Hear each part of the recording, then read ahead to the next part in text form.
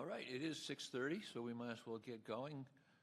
Welcome to the Finance Committee meeting of March 12, 26. Tonight's a beginning of a discussion of what changes we might want to make to the proposed budget, both adds and deletions.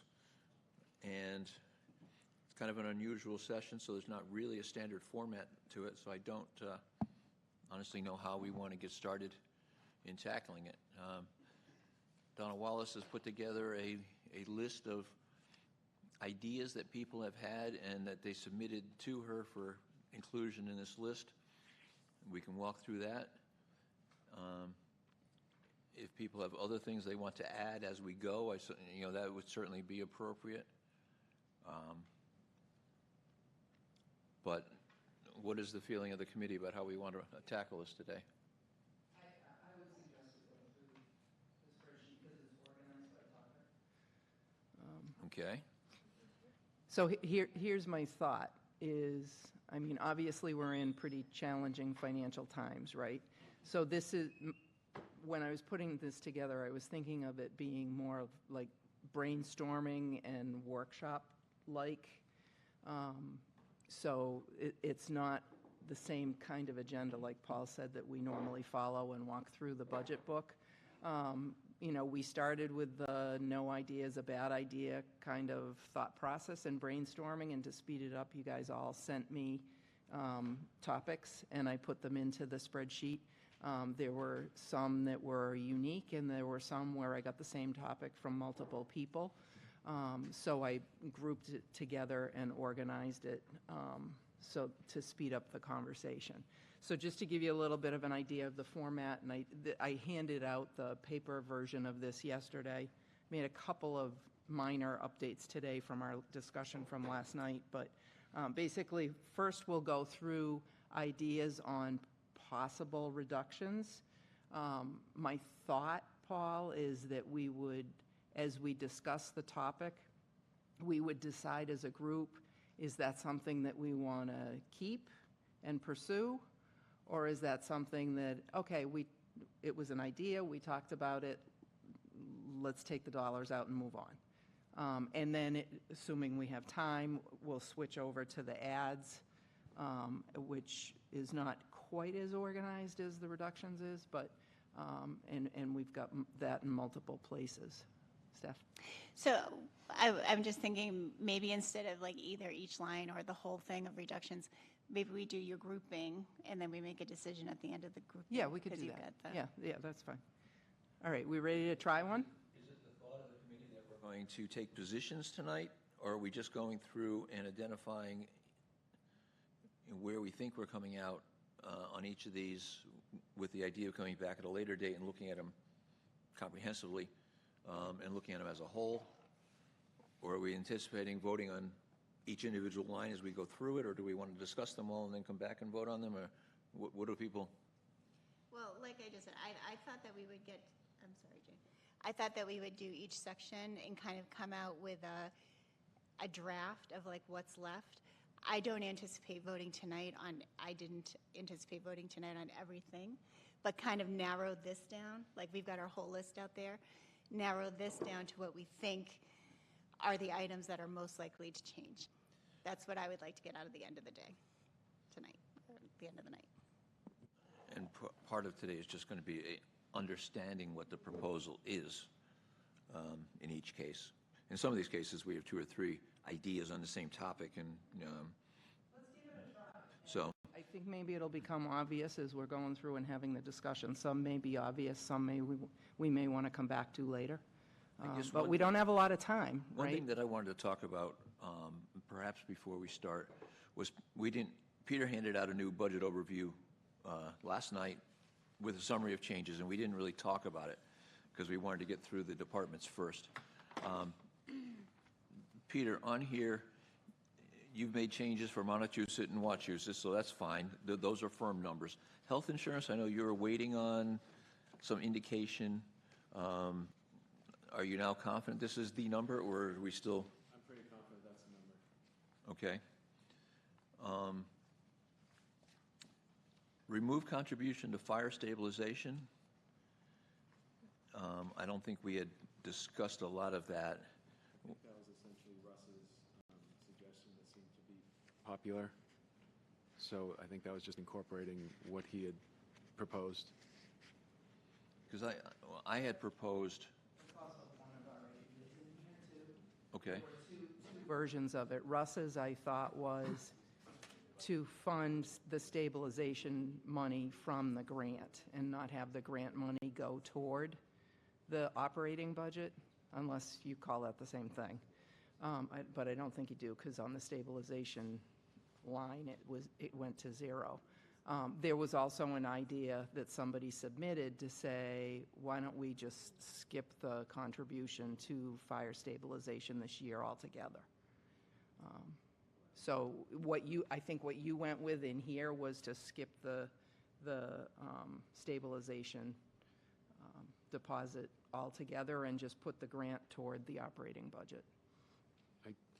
I don't think so. I thought Russ's suggestion was to put that into stabilization and then take what we're putting in stabilization and just put that into the general. Can you say that one more time? In other words, Russ is saying gamble with the grant and put that into the vehicle stabilization. Yes, that's what I thought too. Yeah. But I don't think that's what happened here, because the fire vehicle stabilization fund has now a zero amount on the overview. My intent was to what I just suggested, so if maybe Laurie missed it or did something Okay. a little bit off, but that's the intent. No, but isn't that right? Because he's, instead of putting that into stabilization, Yeah. putting it into the operating budget. So when the grant comes in, Right, that'll go it won't reflect here. Right. But So it is, Oh, so that's the same thing. yeah, I think they did it the way he was suggesting. Okay. It would make stabilization zero, because they're not putting it in stabilization. Okay. we're But the we're grant putting the would go grant there into when it gets, Yeah, when the grant when it comes in, comes, though, but- but since it hasn't come, it can't be You reflected. okay with that? Yeah. That was one of Sarah's ideas that we had in a spreadsheet that we were going to talk about later, but Yeah. it just is an idea. Russ suggested it, and I was okay with it, so I said bring it in front of you guys, and you seem to like it, so it all works. Do you want to? Well, Paul was wanting to walk through this. Do we want? What was the- I'll look to Paul. Well, it happens to be a topic in Yeah, here, too. no, that was the last of the adjustments that Peter made that I had a question on. The Worcester Regional Retirement Adjustment, I assume, is a firm number now, and insurance is firm. So, and I don't recall the discussion about the fire stabilization, so that's just me, as long as you guys are comfortable with that. And if it's on this list, we'll get to it when we come through. Okay. So do you have something else, Sarah, that you wanted to? No, Donna was asking me to comment on something on this list, but I didn't want to get ahead of you, so. Okay. Yeah, that's okay. All right, so you're thinking proposed reductions first. So I guess one of the questions is, what's the standard for a reduction? Is it that we don't think we need it? Or is it that we think it's misstated? Or are we cutting things that we would like to have in here, but we're trying to save money? Because depending on what the answer is, how do you do that in a vacuum? Unless you know what the bottom line is and how much you're trying to save, some of these cuts get more difficult. I mean, I'm putting myself in Peter's shoes because I've been there many times. He's looking at this budget and saying, I really want to do these 42 things, but I can only do 36 of them, so I'm going to take out 6 that I really want to do, and we just can't afford it. And are we going to look at these the same way? We like each of these things, or are these just weaknesses in the budget that we think we can clean up? So I don't know what approach we want to take. Sarah? I think that we should, as we go through each one, we should then specify Okay. maybe another column. Do we want this to be restored under an override, or do we think that we're trying to argue that it shouldn't be restored under an override? And I also think that as we go through this and sort of figure out what our position might be, we're still going to have to take another look again, which is why I don't think we'll be able to vote tonight, because we have to see what these individual preferences result in terms of the overall budget. Some of the reductions, I think, at least when I submitted reductions, they were as a trade-off for additions to the budget. Yeah. They were not suggestions where I wanted them gone forever. In fact, I don't want them gone at all. But again, it's that trade-off. So, I'm sorry. Thank you. Thank you. I'm done speaking now. So, does that make sense? Yeah, I think there's all different kinds of things in here. I think some of them will say, yeah, we should take that to the bottom line, and then maybe we can bring another thing back if, if the override passes. And other things, they'll be left off. Sure we're all on the same page with it. I'm on the same page with at least some of you. When we do approve a budget this year, it is going to be a budget somewhat similar to what the manager has proposed here, which is going to be short millions of dollars that we think should be in here. Then we will look at the things that did not make it into this budget and say it adds up to approximately this number, and therefore we need an override to buy those things. But the budget that we approve is going to be an austerity budget, as Peter called it. And then perhaps, we get into a further discussion later on about, okay, these things didn't make the cut in the austerity budget, but they should have. Therefore, we're going to recommend the town pass an override to fund them. And then from that list, we say, okay, well, that's whatever, $5.5 million if Peter's list is exactly what we wind up with. And we recommend to the board that they set an override for 5.5, or if we see it as 5.8 or 5.2, that's the number we recommend. And keeping in mind the overview that he gave us last night is 130,000 short. Right. So we need to make up 130,000 right out of the gate. Correct. Al? I look at it maybe a little differently, Paul. I think that as we go through the budget, we can identify certain line items perhaps that, based on past usage or past underusage, to be more specific, could be comfortably reduced. And that would mean that other things which are currently not in the budget could be increased before we ever get to the override issue. Example, I've made no secret of the fact that I feel we should fund the firefighter position that Chief Hall wants as a #1 priority. And if we can do it by savings elsewhere, restore the library hours. And I think it'd be a real stretch to get enough money out of other reductions to restore senior center, but if we could do it, that's what I'd like to see us head toward. So it's a trade-off of things. It's not simply sequestering another list in my mind that would be first or second to be restored with an override. It would be much different than that before we ever get to the budget. I don't know if everyone sees it that way, but I think that should at least be part of it. Well, I don't think that's different from what I'm thinking. We may be just expressing it differently.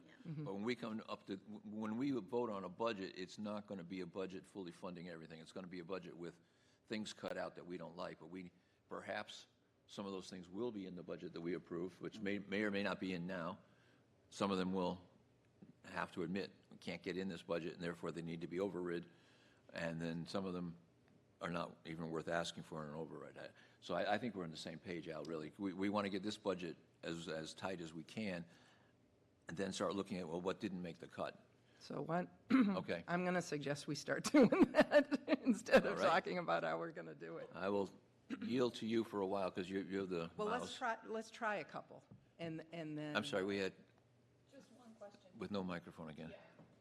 We need to approve 2 budgets, right? Don't we need to have a second budget that's ready to go to town meeting so that if the override passes, town meeting will vote on that budget that has an increased potential top line, and then, if the override fails, they'll vote on the other one? Well, I think you'll sort of have that by default if you have your list of everything that you want included should an override pass for X amount of dollars. So that's all, and all we need is the bottom line numbers as we put in the warrant in order to do that. And we're going to probably postpone, I think the Board of Selectmen is going to postpone annual town meeting by 3 weeks or so that we have that time in between when we can correct the warrant and make it reflect everything that everyone wanted. But you're really only, at the end of the day, looking at the bottom line numbers as we post them in the warrant for departments, as you've seen in the past. And so we can, not wing it, but, you'll have your list of everything, and we'll have a number for each departmental final line. So yes, we'll have two budgets. Yeah, because we're still going to have to. But not make an like this, affirmative vote. but it won't be like this. It won't be a formal budget. That's what, Right, yeah, that's what not I should this, say. But the. Yes. Yeah, because we're going to be moving the articles. We have to make sure that we understand what's in them. And maybe the Board of Selectmen says, we want to do an $8 million override or a $4 million, and it doesn't align with our recommendation, and our budget we don't need to set a budget based on the override that they set. We can set a budget that's slightly less. And obviously, town meeting then could decide to appropriate what town meeting decides to appropriate, so. This is new ground for all of us, so I think it's worth discussing these ramifications about how this is going to play out. As I see it, we are going to prepare a budget that's the austerity budget, and based on things that are not in here, we'll make our recommendation to the Board of Selectmen.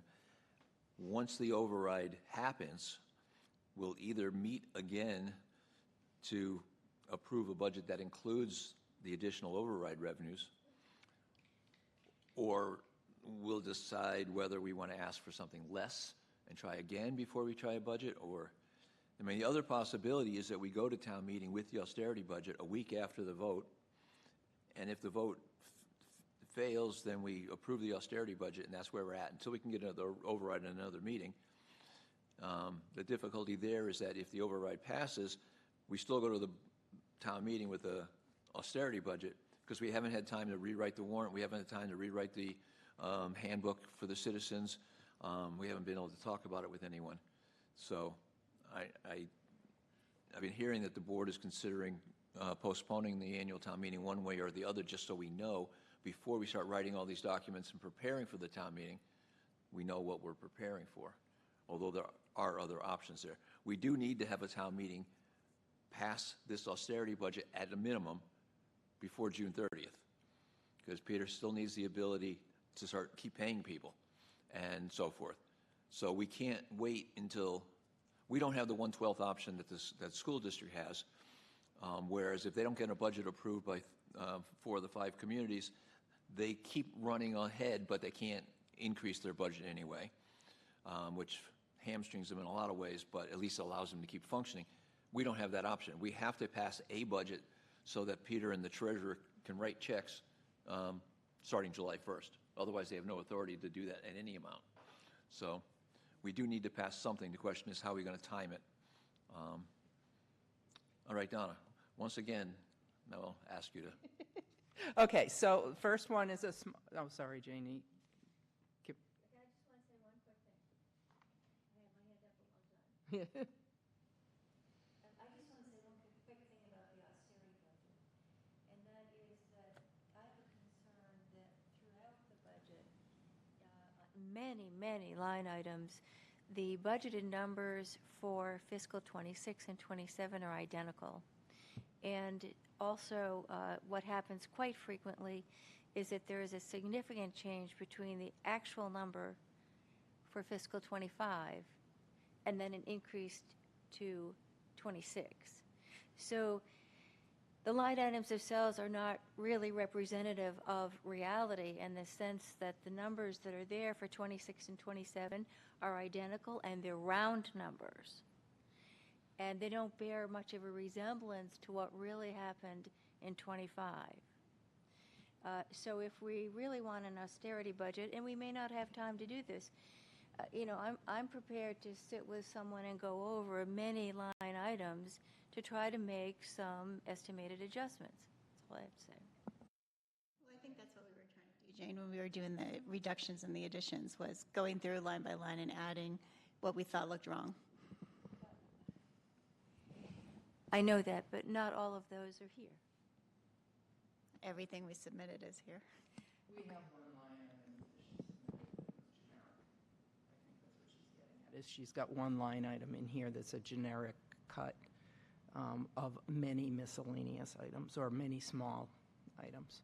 We'll get to that.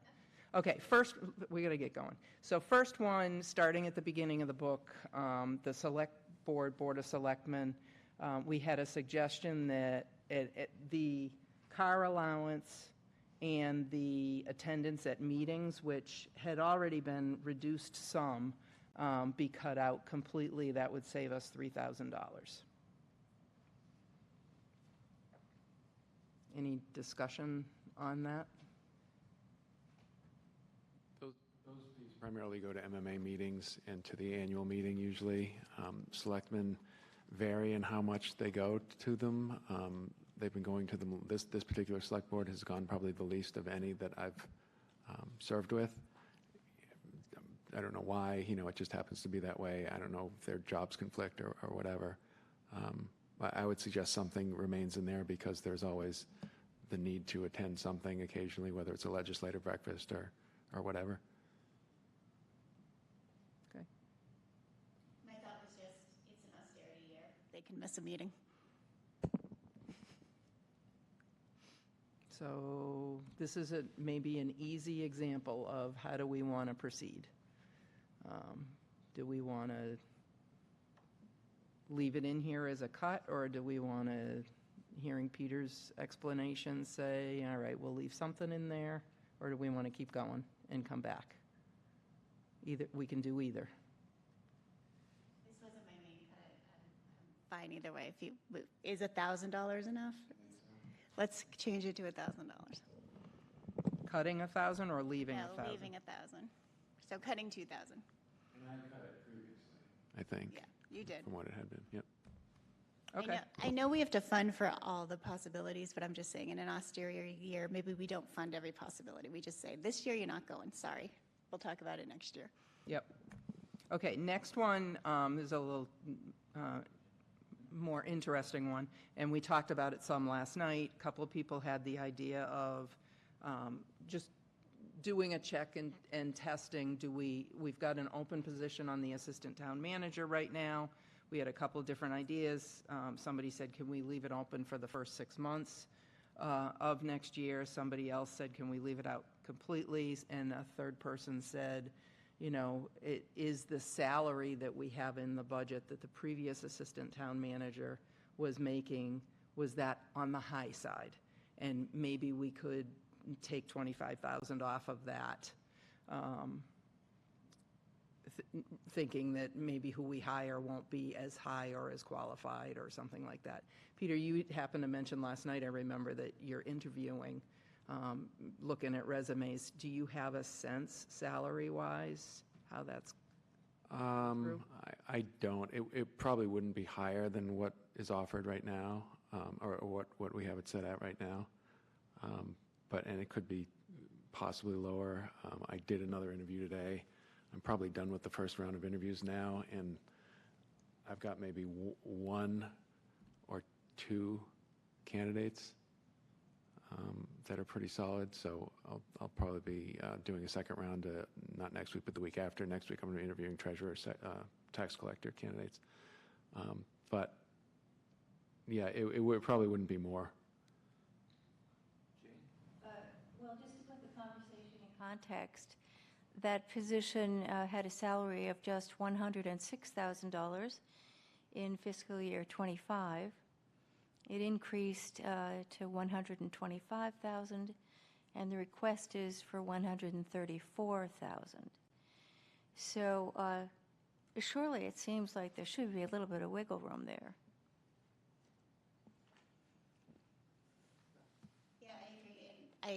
I was the one that said, can we wait 6 months? And this was before we had our meeting last night. So I'm willing to forego that. But when I looked up average salaries for assistant town managers in Central Mass, it was 70 to 100. So is there any way we can lower it to 110?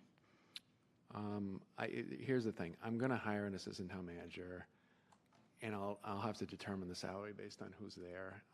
And it's going to be whatever I determine it to be, because as you know, I alone am in charge of personnel issues. So, and we've had this in prior finance committees also, where town managers just create positions or hire people or change salaries. And I've never really done that. But I do have to have the leeway to hire who I need to hire. Do you think you'll have the hires done by the time? So we can just update the number in the budget, and if there's a 10 grand savings or a 20 grand savings, we'll know it? Ideally, based on what the lead candidates told me, I don't think I would be able to get them on the ground before probably June. That's my guess. Oh, well, then it would probably be, If you offered somebody $30,000 to do it and they said yes, then you know the budget's $30,000, even if they don't start working. right, I got you. Then it would probably be, I'll probably have it by late April, mid-April. Yeah, okay. All right, so why don't we, are we okay with leaving it in there as it's going to be a replaced position with some potential savings on the salary? And I'll put in a TBD on that. Is that, Jane? I didn't realize we had finished the selectmen. You moved on to town manager. If we can circle back before we finish, that would be great. Jane, we decided to cut it by 2,000 instead of 3,000. About events. Say it again? This is just the meetings and the. But she wants to talk about something else in the Board of Selectmen budget before we left the Board of Is Selectmen. that in another section? No. Oh, okay, sorry. Okay, circle back to that then, Jane, go ahead. So, first of all, let me say that I recognize that the events are well-attended and very popular. I just have some concerns about our continuing to fund them at the full amount that we have in the past, if indeed we are putting together an austerity budget. In particular, here we have the 250th anniversary of the country coming up in July at the very beginning of the fiscal year, right at the time that we may be laying people off or telling them that they can no longer to come to work here. I'm just a little concerned about it. The budget peaked in '26 at $20,000. It was proposed at $15,000 for '27, and I would like to take that to 10. And we added 5,000 back for 2 more celebrations, one at the senior center and one for the Little League. I just think that's outrageous in lieu of the situation that we have at hand. I think maybe a way to approach that is, do you have a suggestion as to what event you would cut? Because I don't think we would shave them all. It's, like you're either going to have Holden Days or not, or you're going to have Halloween in Holden or not, right? I would suggest that that's getting out ahead of our authority to determine what specific events the board chooses to fund or not. Okay. And I think to Jane's point, we're just deciding how much money they have available to them to use for such things, and obviously trying to think about what they're going to do with it is a key factor there. But I don't think we should think about telling the board you can't do a Halloween in Holden or something like that. That's not our role, I don't think. Okay. Al? Yeah, I know that this is something that probably Peter and I are on the same page about, which is rarely happens, but cutting particular line items is very difficult because Peter has the authority to move things around and to make changes as he sees fit. But that said, we could cut X dollars from any budget within our minds. The reason why we're cutting it is something like celebrations, and then if the celebration wants to go on, that's up to the town manager to do that. But I'd like to offer a compromise on this one. I think, if I'm not mistaken, that one of the reasons we need the extra $5,000 is for this Little League celebration. Is that somewhat? Yeah, okay. So my thought would be to cut the $5,000 from the selectmen's budget, add $5,000 to the recreation budget for purposes of sports celebrations or whatever we want to phrase it as. Nothing gets cut, but general fund budget enjoys a $5,000 boost. I can certainly go along with that, Al. So that, Al, can you just repeat for my benefit? So you're saying instead of leaving the events budget at the original that Peter submitted to us of $15,000, and instead of adding $5,000 to the Board of Selectmen events budget, we would add $5,000 to the recreation line? But we wouldn't, are you suggesting on the recreation line that they self-fund that from their revolving fund? Okay. Your comment there, I'm confused. I thought I understood that what was proposed for the Selectmen's celebration budget included that Little League celebration. Did it not? It was really just a suggestion. You know, we thought about the senior center event, and you figure maybe $1,000 or $2,000. So just to be clear, I would support cutting the proposed Selectmen's celebration budget by $5,000 To what number? to whatever, $5,000 less, $5,000, I guess. 5,000 than it was 10,000, 5,000 less than it was last year, or 5,000? 5,000 less than proposed. Okay, so down to 10. Down And- to 15. Peter, the Right. current proposal is for 20. Right, so In the latest overview. down to 15, and when we get to it, raise the recreation revolving fund budget by $5,000 for whatever kind of wording we need to jam in there. Maybe we can find a line item that already encompasses it, I don't know. But the point being, their budget would be up by $5,000. And that way, if all of those celebrations were deemed advisable or desirable, they could all still be funded.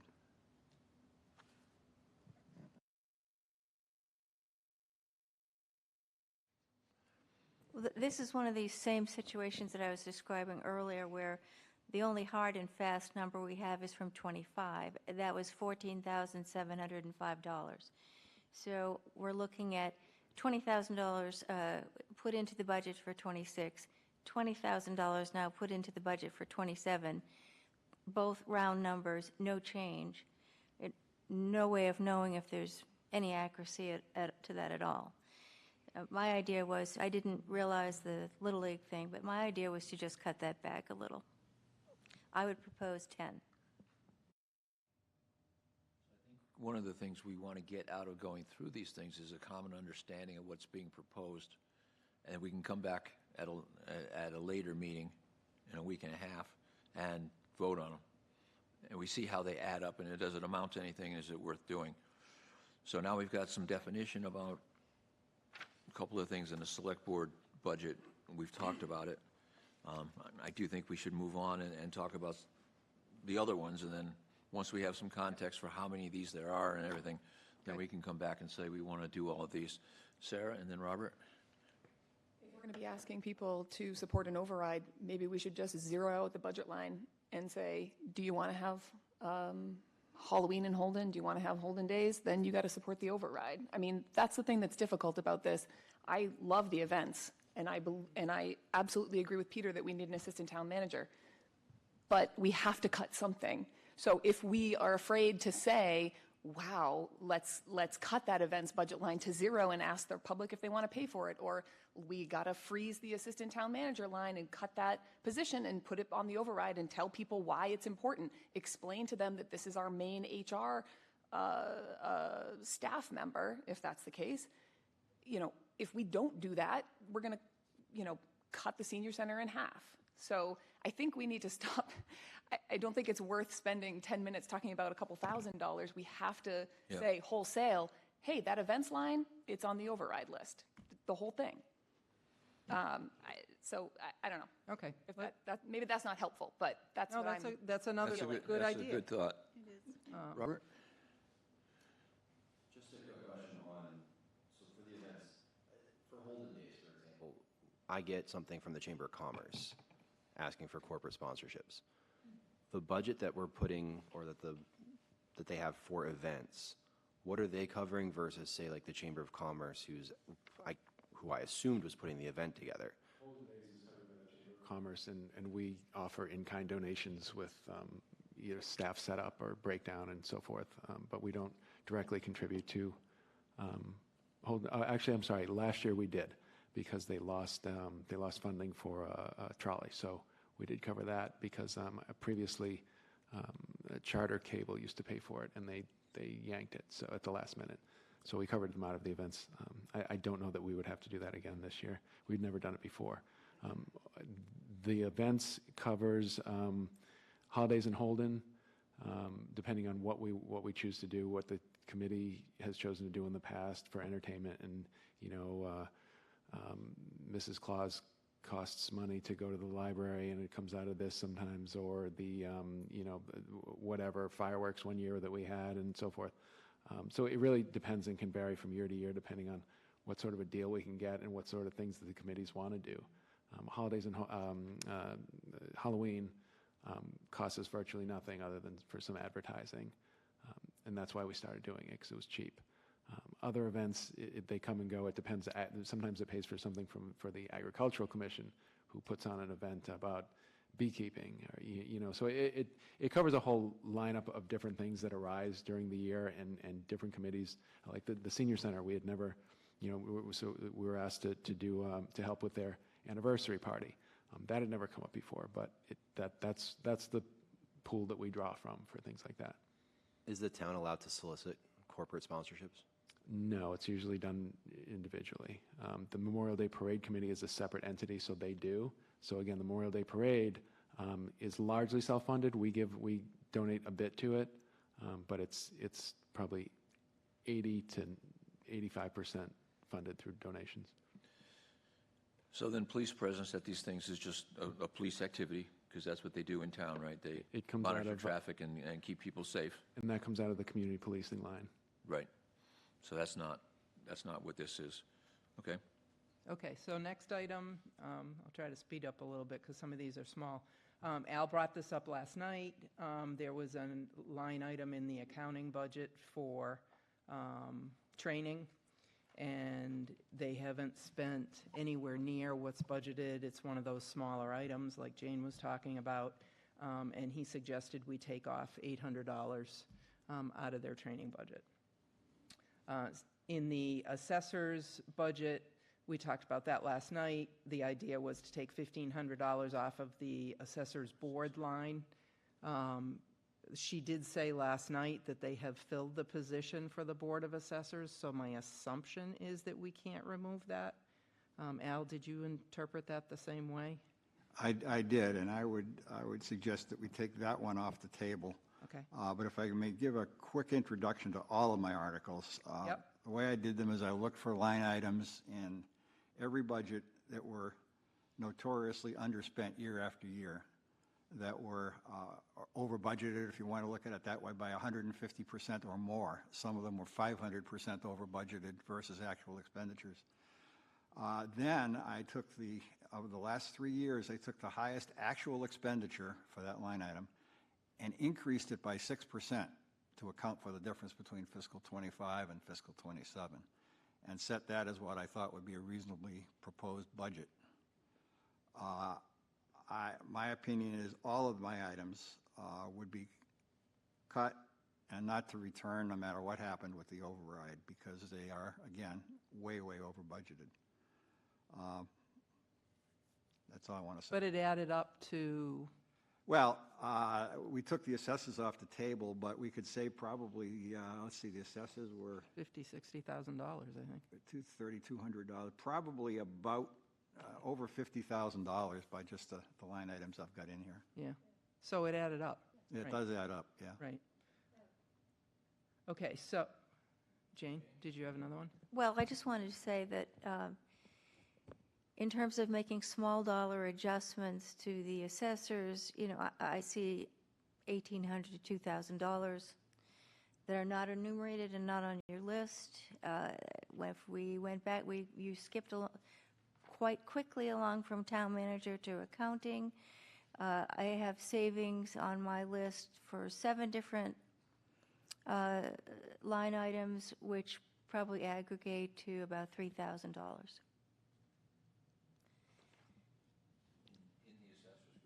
No, assessors was the first, town managers. Donna skipped over town managers without asking, does anyone have anything else to say about town manager? So maybe... So Al has his list and I have a list, and it aggregates. Is this another list that is not up here? Yes. Yes. These are new additions. Yeah, so Jane, maybe what you can do is send that to me, and then I can cross-check it with Al's. Okay. Take Al's off. Yep. And if there's additional items that we want to talk about, we can. Fine. That'll be fine.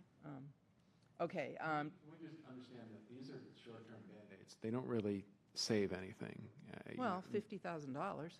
Where are you seeing 50,000? When you add all of the ones that Al put in here, Okay. it added up to about $50,000. No, I know, I'm not saying the dollar amount doesn't matter. I'm saying it goes to free cash anyway when it's not spent. So right. it's a short-term There you fix in the sense that next year we won't have as much free cash. And we Right. incorporated that into our 5-year plan, that we would anticipate that degree of free cash. And I know it seems like it might add up and meaningfully, but the reason that we have those cushions is because some years one account might be overspent, or something comes up. So it gives us the cushion to operate effectively. When we take it away, we can run into a lot of just operational slowdown and trouble, and we're not really saving anything. We say that we're saving, but we're not, because it's not being spent anyway. Then we go into a sort of a mode, we create a mode where every department's going to spend every line to the last penny because they know it's going to be taken away if we're operating that way otherwise, and it's not really a best practice. But I'm just throwing it out there for consideration. We're black and white on that one, Peter. If we make a reduction in any of these line items, then that amount of money is available to increase another line item in the current budget. In the current budget, that's what I'm saying. It's a Band-Aid. It's a short-term, short-sighted Band-Aid. Short term is what we're looking for. We're trying to get through fiscal '27, and we're trying to fund the firefighter. It's $800 toward a firefighter. There's $1,000 toward a firefighter. There's $5,000 towards a firefighter. Okay. That's what we're doing. So let's not I'm just muddy making the the waters here point by that saying it's- it's short term. It is short-term, though, so I'm just making that point. You can agree with it or not, but it's true. It won't be there next year. So we'll have that much less in free cash, which we're spending, $1.5 million out of free cash this year. We won't have that next year, and that's a fact, too. So to your point, the 5-year plan would have to be adjusted because you wouldn't anticipate the same amount of free cash. Right. It'd be one thing if we're blowing it, but we're not. We cut short, and it rolls over. Right. And we've lived for many years in the past with no free cash at the end of a fiscal year, and we've gotten along just fine. So that may be one crutch that maybe we can find we can do without. I don't think it was just fine. I think that was poor budgeting, but it's okay. Stephanie, did you have something? No. Okay, same. Okay, so it's a couple of items in the treasurer-collector section. We had the billing expense and the bank charge, $2,300 and $1,400. I'll keep going. We talked about legal last night. I left this in here to talk about. We thought that there was possibly some savings, but we also talked last night about the MBTA lawsuit, and Peter has a meeting tomorrow. Actually, I had it today. Oh, you had it today? Yeah, we moved it up. Oh, wow. Okay, so what's going on with that? It looks like probably for the year, they expect like maybe $50,000 for MBTA lawsuit charges. Okay, so that's very interesting, because in this line, we thought there might be $50,000 worth of savings that you could pull out of there. Do you think you can self-fund it out of what you have in the legal budget already? No. No. Okay.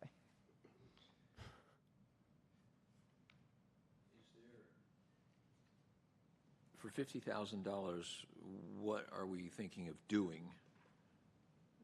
50,000 illegal, what is our approach? Are we going to fight the state again? Or are we just going to try and work with them to reach a solution, or? I think we have to deal with what's in front of us, and we're being sued. We're not looking for a fight, but we're being sued, so we have to defend the town.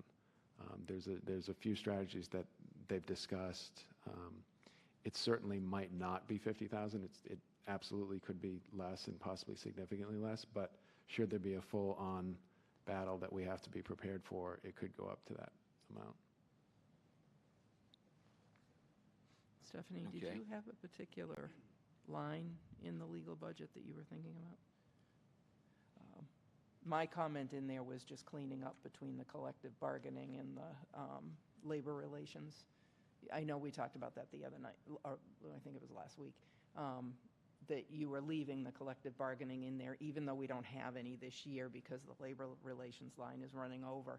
It would be good if we got that money moved up to labor relations and just cleaned that up, so that in a year when we do have collective bargaining, we can add it back in. That's just a cleanup item, though. That's not- Gotcha. We could do that. We could also, you should probably, I'll ask for the, I know we're over budgeted on all of our legal lines, so or overspent on all of our legal lines at this point already in the year. This So year. if we're looking for actuals, I'll get that as well. Okay. So you're not comfortable with cutting legal at all, and as a matter of fact, we're probably going to need to add 50. Okay. Should I take this 50 off, Steph? Yes.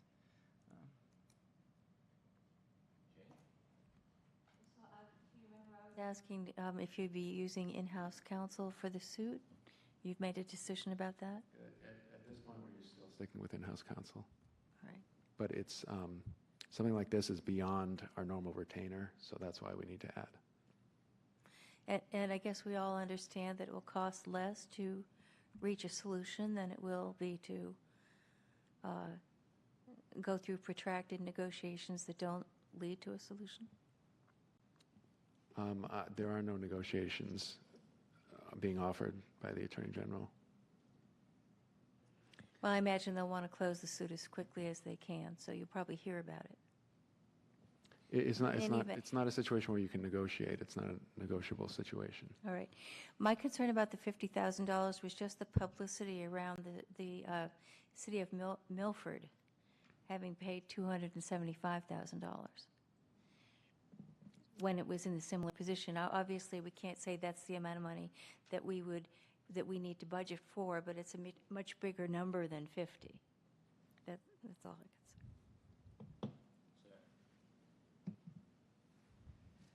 say. Is this a decision that we would have clarity on, Peter, before the budget needs to go? I guess what I'm really asking is in the lead up to the special town meeting, there was some sharing on social media from a variety of board members who said, we want to find a plan that can comply. Is the board going to take an affirmative vote to pay a lawyer to fight this, or are they going to potentially try to avoid that and point to the Attorney General or point out that we want to have a plan to comply? Which board are you referring to? The Board of Selectmen. I can't speak for what they would do, but I'm charged with defending the town, and so we're being sued, and that's all I can do for now. I don't know what their position would be in terms of focusing on creating another compliant proposal or their thoughts on the legal process, but we don't have a whole lot of choice right now in it. Okay.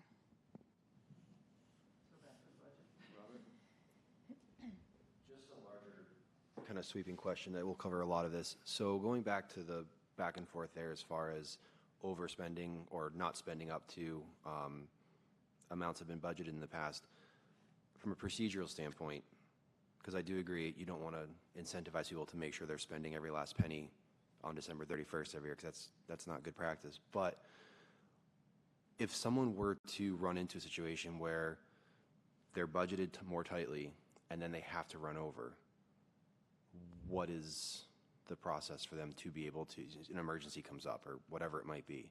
What's the process for that? And have it in their departmental budget, we would try to do an interdepartmental transfer of some kind. If other departments don't have it either, then we can't spend it. So is that where the $150,000 that FinCom has, they could kick money in? Yes, but it has to meet certain criteria of an emergency. So if it's just a cost overrun that should have been foreseeable, then that doesn't really qualify for an emergency reserve fund transfer.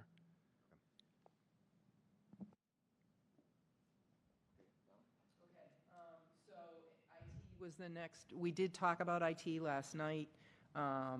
There was a question about how come it went up. Sarah, I'm not sure if you were there for that part of the conversation last night.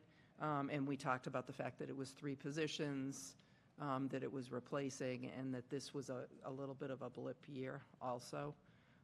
I would like to get a better grip on that. I would have done it today, but I wasn't able to. I wasn't in the office because Okay. that was that budget was put together by the former assistant town manager, and I did not take a close enough look at it. Okay. Because I just assumed it was contractual and everything was going to carry over. So I'd like to get and maybe it's right, or maybe it's not, but Sure. I didn't feel comfortable with it, and I really, I should have given it a closer look, and I didn't. I'm sorry, but I will. Okay, that's I'd like okay. to. So I'll put a TBD in there and we can circle back on it. That would be great. We didn't have anything for the town clerk. Planning and development. I took that out for some reason. We must have talked about it last night. Did you had a number, Al, for that? I did. What was that? The department has been budgeting for $5,000 a year ever since at least back to 2023, and they've rarely spent over $1,000. In fact, only one year they spent $1,108, so they've been over budgeting statistically by about 500%, or asking for $4,000 a year more than they actually need, as proven by their track record. So I think it's fairly legitimate to consider reducing their budget somewhat. Yeah, I'll leave that one in. I don't know why I took that out. I think that was a mistake. And again, although that line item is the reason I raise it, if we ever get to the motion on it, it would simply be a motion to reduce planning department budget by X dollars. Right, Not, Okay. not mentioning the genesis of the right. reason for reduction. So that was one of the ideas that added up to his 50 or so thousand. Nothing on sealers. Insurance, we updated last night. Jane, this is your item about, you're going to get me a list and I'll cross-check it with Al's. Let me get down to, pull up the police department so we can see it all together. Under the police budget, Al had another one. Why did that get taken out? 3,600. Thanks. In the overtime training, we talked about, when the police department was in, we talked about that was a contractual number. And what I put on these that were contractual was maybe we take the risk, right? So we go with what the typical number has been, and instead of what contractually it could be if every penny of it was spent but never has been.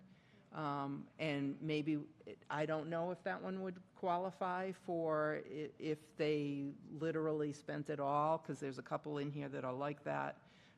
Then we could maybe go to our finance, assuming we put some money in our finance committee. Al, go ahead. I would question the designation contractual. Yes, the overtime is a contractual thing, but spending the limit of the budget is not contractual. In other words, the biggest one, let's go with the biggest one is court overtime. Now, the chief explained that yes, indeed, if there were something major like a murder, it would tremendously increase court overtime. And we certainly bow to his expertise on that. That said, the statistics, if one wants to look them up for a central Massachusetts town, is 0 to 1 murders per decade, and saying that we need to have a $35,000 budget when typically $2,000 is what's spent is akin to, in my opinion, of having the public works director say, well, we might have 5 times as much snow as we've ever had, so I need to increase my budget by 500%. It's planning for the worst possible case, and I think that budgeting is not about that. It's planning for what's known to be necessary, certainly plus some extra. So my thinking on that would be to reduce the police budget by $26,600. The most that's been spent in that line item, and again, it's $35,000 budget, was in fiscal '25 when $7,800 was spent. Increasing that by 6% to get us 2 fiscal years into the future would give us a budget of about $8,400 versus the $35,000. It's those kind of differences that are going to add up to significant amounts of money. So Al, I wholeheartedly agree with you. But I have a question for you, and that is, if, say, we did have a murder, this is the example we're using in town, and that the court overtime was going to be exorbitantly high, would that fall into the emergency category? It would be totally unforeseen, number one. Hopefully Yep. it would be unforeseen for sure. Okay, An emergency basis in that the town has to go and do whatever the town has to do. yep.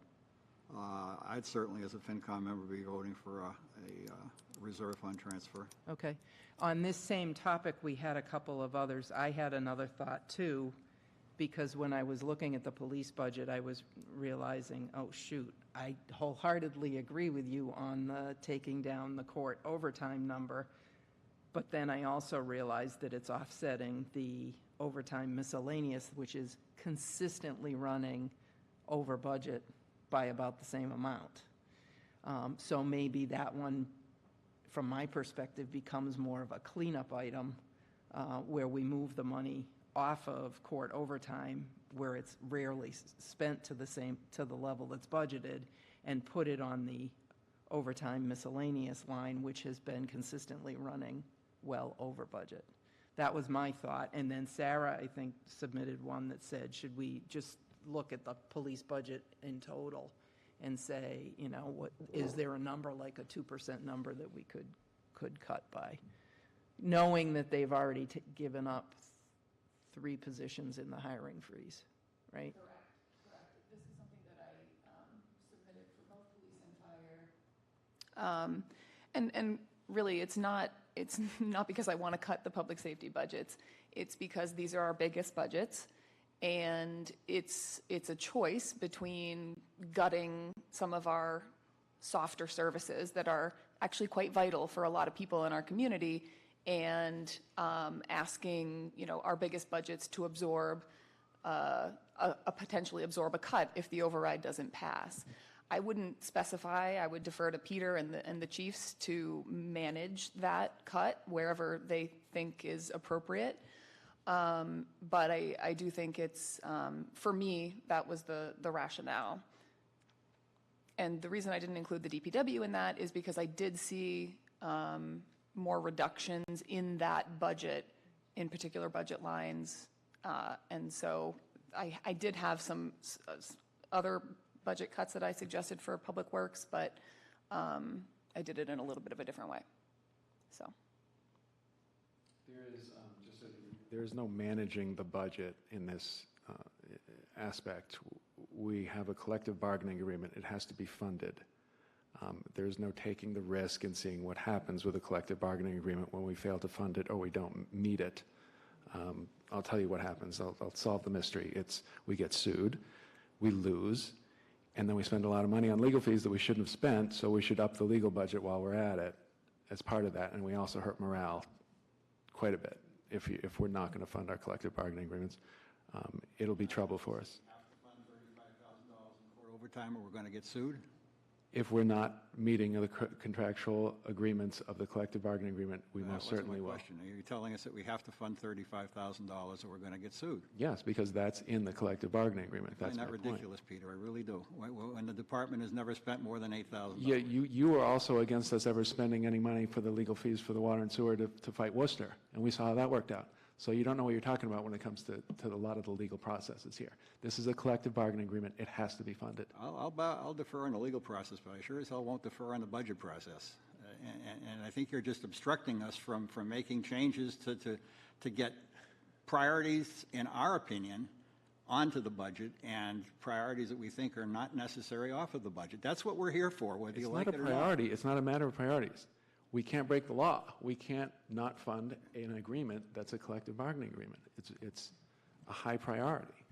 So what you're saying there is, if an officer has to appear in court and requires overtime to do that, we have to pay him for doing that. And they do get minimum court overtime according to the contract, so they're going to get it whether they're technically in court or not. Is that? Correct. If they go to court, then they get the overtime. If they don't, they don't. Correct.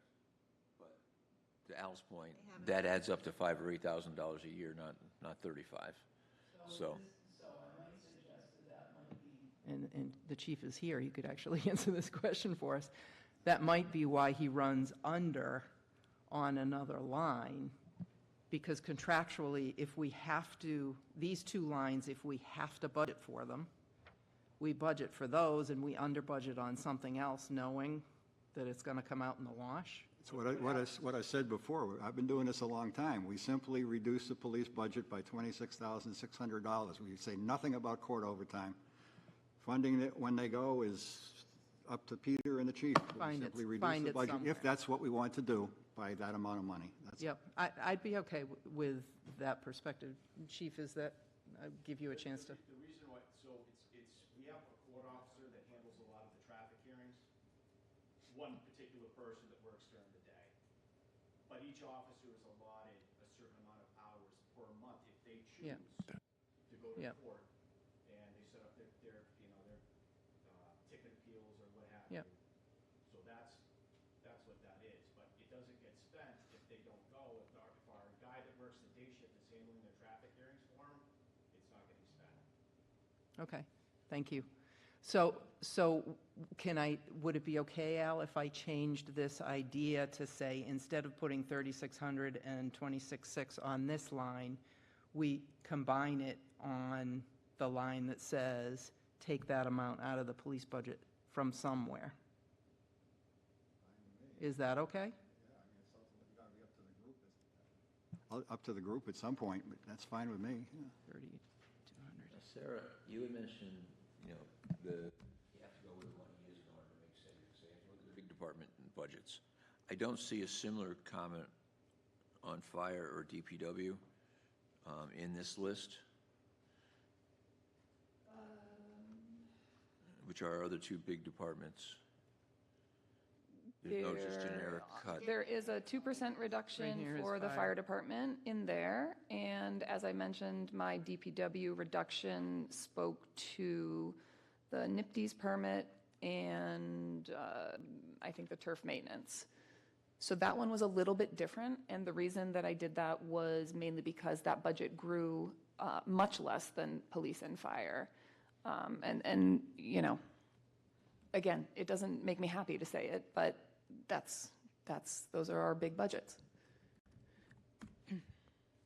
So, does that answer your question? I'm sorry, I still don't, maybe it's just the way it got categorized here, but there was one So the fire one, comment here under Sarah that just said, reduce the put. So for fire, I'm sorry, where are you? You're, on the second page, yeah,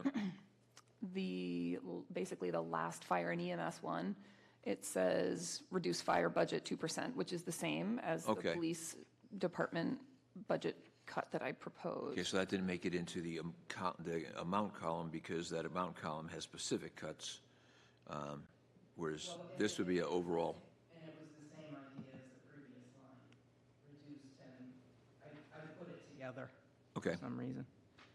All right, So we'll get to that one. Okay, I will just make a comment that if we as a committee say, oh, we want to cut X budget line, I wouldn't then say 2% on top of that. Anything, I'm saying 2%, they can do what they want with the budget lines. And if we have a particular issue with the budget line, then I would want to reduce that 2%. I wouldn't want to go over 2%, I guess, is what I'm saying. And then when you propose that 2%, that's on the departmental budget, bottom line of the departmental budget? Correct. Okay. Because a lot of these departments are 85% labor, and you can't really cut that, right? No, as Peter said, we have to pay what we're going to pay. Right. What we've said we're going to pay. They will be able to figure out where it is best cut. And could it be in a labor line? Maybe if they have vacant positions that they can't fill. I mean, we don't know. That's for them to manage. Okay. Okay, next one, under animal control, Al had another one of his $1,200 on the dog expense line that we have consistently underspent. Dispatch, I'm trying to remember this one. We had $200,000 for the 911 grant. Adding it, for some reason I put this one on reductions instead of over on the revenue side on ads, but making sure that we get the 200,000 for the 911 grant in as revenue. Now, we did talk about that when the dispatch was here, and Al, I don't know if you read this in the comments, because I added this, I might have added this after I passed it out, but when we did talk about this, she noted logistically that they don't get the money until the next fiscal year. So they apply for the grant, say in FY '26, but they don't actually get the money until FY '27, and that's why it flows to free cash. Did anybody else? That was the comment, which I find curious. I mean, we are, what we're talking about is projecting the next 15 months, fiscal '27. Lori's comment was she wasn't going to book it because the grant was not likely to be received until October of 2027, which would be fiscal '27, which is the budget we're working on. So it would be a revenue in fiscal '27 and should be booked. To me, Oh, that, the fiscal year '26 grant would be booked Yeah. in fiscal year and '27. it's a fiscal '27 revenue. And I see no way around that. It's like saying we're not going to book the expected revenue from water sewer in October of '27 because it's a long way off. If that grant is going to be received, and apparently everybody believes it will be received in fiscal '27, then it's a fiscal '27 revenue. Stephanie, is that something that we can add to your list to, just to follow up on? That might be a follow-up question for her, was if this year's grant comes in next year, can we book it, this year's grant, in next year's budget? Or accounting-wise, is there something preventing her from being able to do that? Do you understand the question, Peter? Just so when you get the sheet. Grant we received this year, no, because the budget closes out at the end of the fiscal year, so it goes into free cash. So we Accounting-wise, we can't, because that money, is it like the reverse of an accrual or an encumberment? Where it, She said we get approved this year, but the money comes in next year. in October, yeah. In We October. always get the check in October. So we're just saying, shouldn't that be revenue for '27? It's not for '26, but it's revenue for '27. Because the grant money No, actually she hits. uses it in '26, she actually does, but whatever is left over, because she wasn't spending from July 1st through October when we get it, and it's intended to cover that whole time. Don't ask me why it's done this way, but it is. So we use, and you see that reflected in the budget, we use town funds to get us from July to October. She uses the grant from October to July, and the leftover that would have funded the part from July to October then goes to free cash, because it has to close out on July 31st. Yeah, I understand, but I think what we're saying is that the revenue, the grant that comes in October, the revenue that actually comes in, is not booked anywhere in revenue. And so Correct. the town is fronting 4 months of that grant, and then the grant comes in. Correct. But we're not booking it anywhere as revenue. Right, It falls through the cracks, basically. right. So we're asking, why don't we just book it as revenue somewhere? And for the next fiscal year or Because we wherever can't, it is. I don't think legally we can do that without actually having it. But we have it in '27, so that's where you book it. That's the question. We're not recording it now, we're just planning on getting it. We're basically building a budget over the fact we're going to get it. Right. And she'll account for it appropriately when she gets it, but we've budgeted for it this year. It sounds like it comes in and just goes right to free cash, and then a year later, we actually make use of it, which doesn't have to be. I don't think.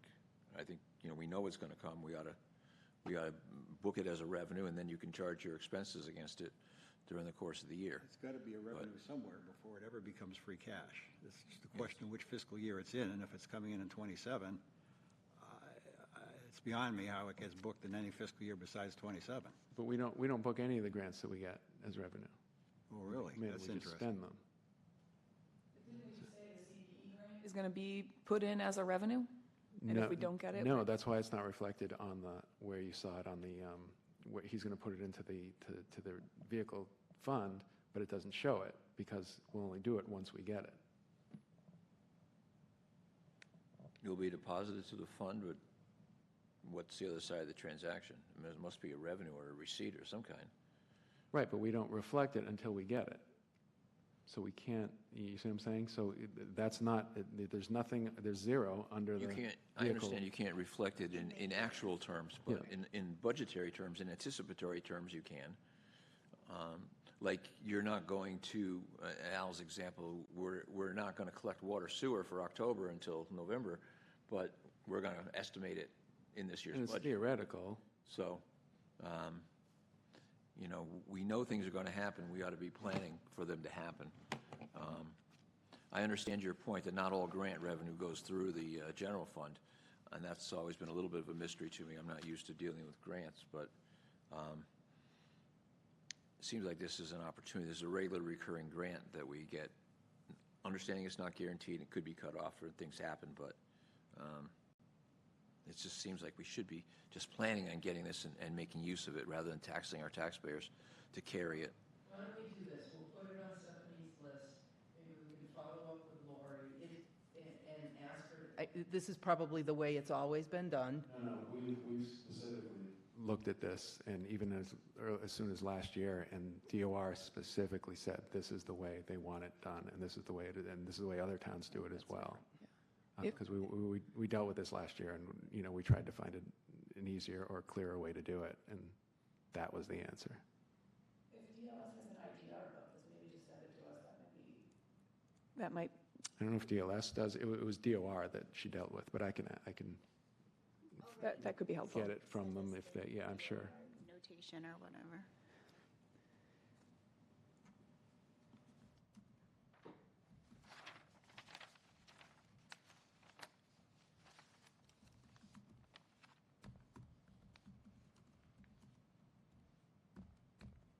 All right, so I don't know if I should take the dollar amount off or wait for the response. I think take it off because I mean, That's what I was thinking too. Okay, here's the 93,000 for the fire CPE grant. That changed since yesterday because we got the answer to that.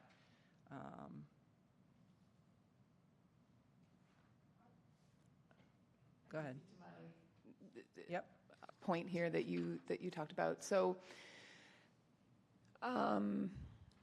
we have a plan, we have a goal of funding that fire stabilization fund so that we can buy our ambulances with cash, which is great. I'd love to keep doing that. We don't have enough in there, and we won't have enough in there, even with this addition, to purchase outright our next ambulance. And in FY28, we are hopefully going to be going to borrow to replace Engine 3. So we're already going to be issuing bonds. I would say He's shaking his head no, just so you know. you think we're going to push that off? The idea that I was thinking was borrowing for this ambulance and then working again toward building that balance up so that we can get the next one 3 years hence with cash, and coupling it, piggybacking on an issuance that we're already going to do, because I know that the town only does that once a year. Related to that, do we know, so if an ambulance is going to be $550,000 and we decided instead of purchasing it with cash, we were going to borrow, do we know how many years? Is it like buying a car where you would do it for 5 years, even though it's got a 9-year life expectancy, or? And realistically, the wait on ambulances is still a while. It's still probably at least a 2-year wait, at least. So from that standpoint, as long as we're close and we budget enough to get it in production, we might be able to keep saving, another year or two, and they're going to have to make them last a little bit just without, Having no choice, they're just going to have to make them last because we aren't going to be able to get a replacement delivered. So there's a little bit more to it as well that I guess could be considered.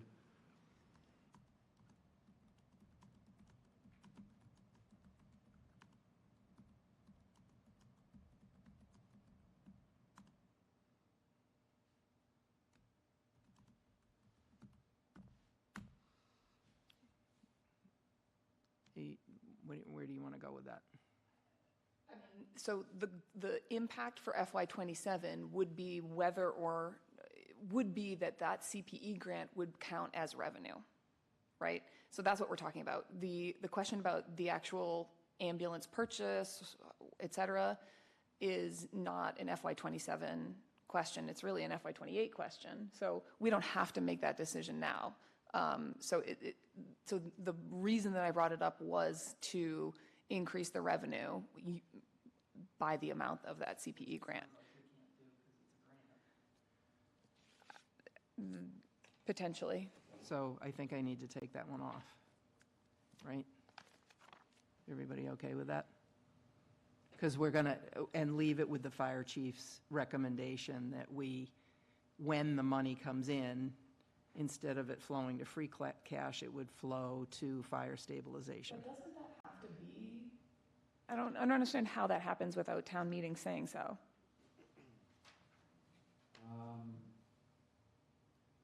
He can put I don't know that it would actually physically be in, I guess, stabilization, but I think CPE grant obviously requires you to spend it on certain things, one of which could probably be I assume that he knows that it could be the ambulance, so he's putting the grant aside for that same purpose, I guess. I don't know that it would necessarily be transferred. It could be transferred in the following year by a town meeting vote, but I think his point is that that's the intended use for it, and therefore it lowers the need to put more into the vehicle stabilization. Right. So, okay, so there's really no official moving of that money. It's more of like, let's just in our minds call it that we're going to use that money for the stabilization fund.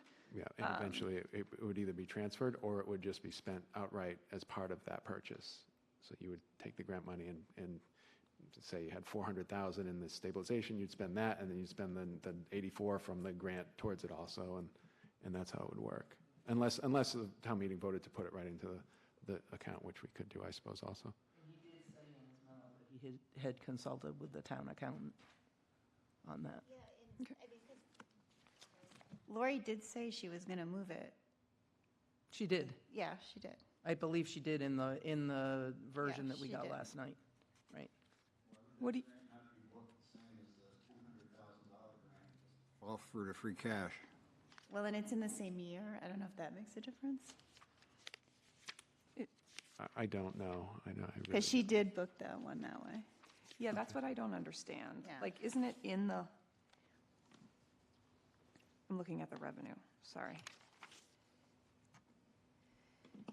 No. No, it's it not. couldn't. It wouldn't be in It's there. only in the It could be, actuals. yeah. Yeah. I don't know. I think we need more clarity on that. But again, I don't think it gets us anything. To Peter's point about, Right, we're not. right. Yeah, so I think we move on, right? Rehash, yeah. Okay. Okay. Whoops. Where'd I go? I lost my place. Hold on. Oh, there we are. Okay. Next, then we get into fire and EMS. We have the EMS receipts topic. We had suggestions of anywhere from, adding 50,000, 100,000, and 150,000 from different people to the revenue line for the EMS receipts. I think the fire chief, when he gave us his memo, he said, instead of doing that, can you do the CPE grant? And I think we're saying, gee, that was a really great idea on the CPE grant, but we think we should do the same. We still think we should do something on EMS receipts. Thoughts on that? This is another one. Increase your receipts and we'll be able to afford the safer grants. So that's how I was looking at it. And it sounds like the CPE grant is not going to be, accounting-wise, useful in that way.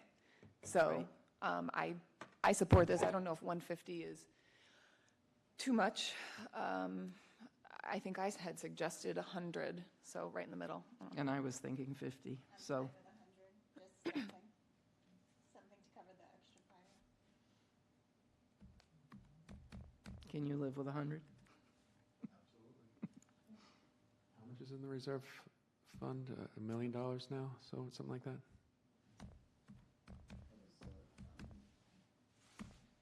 The FinCom fund?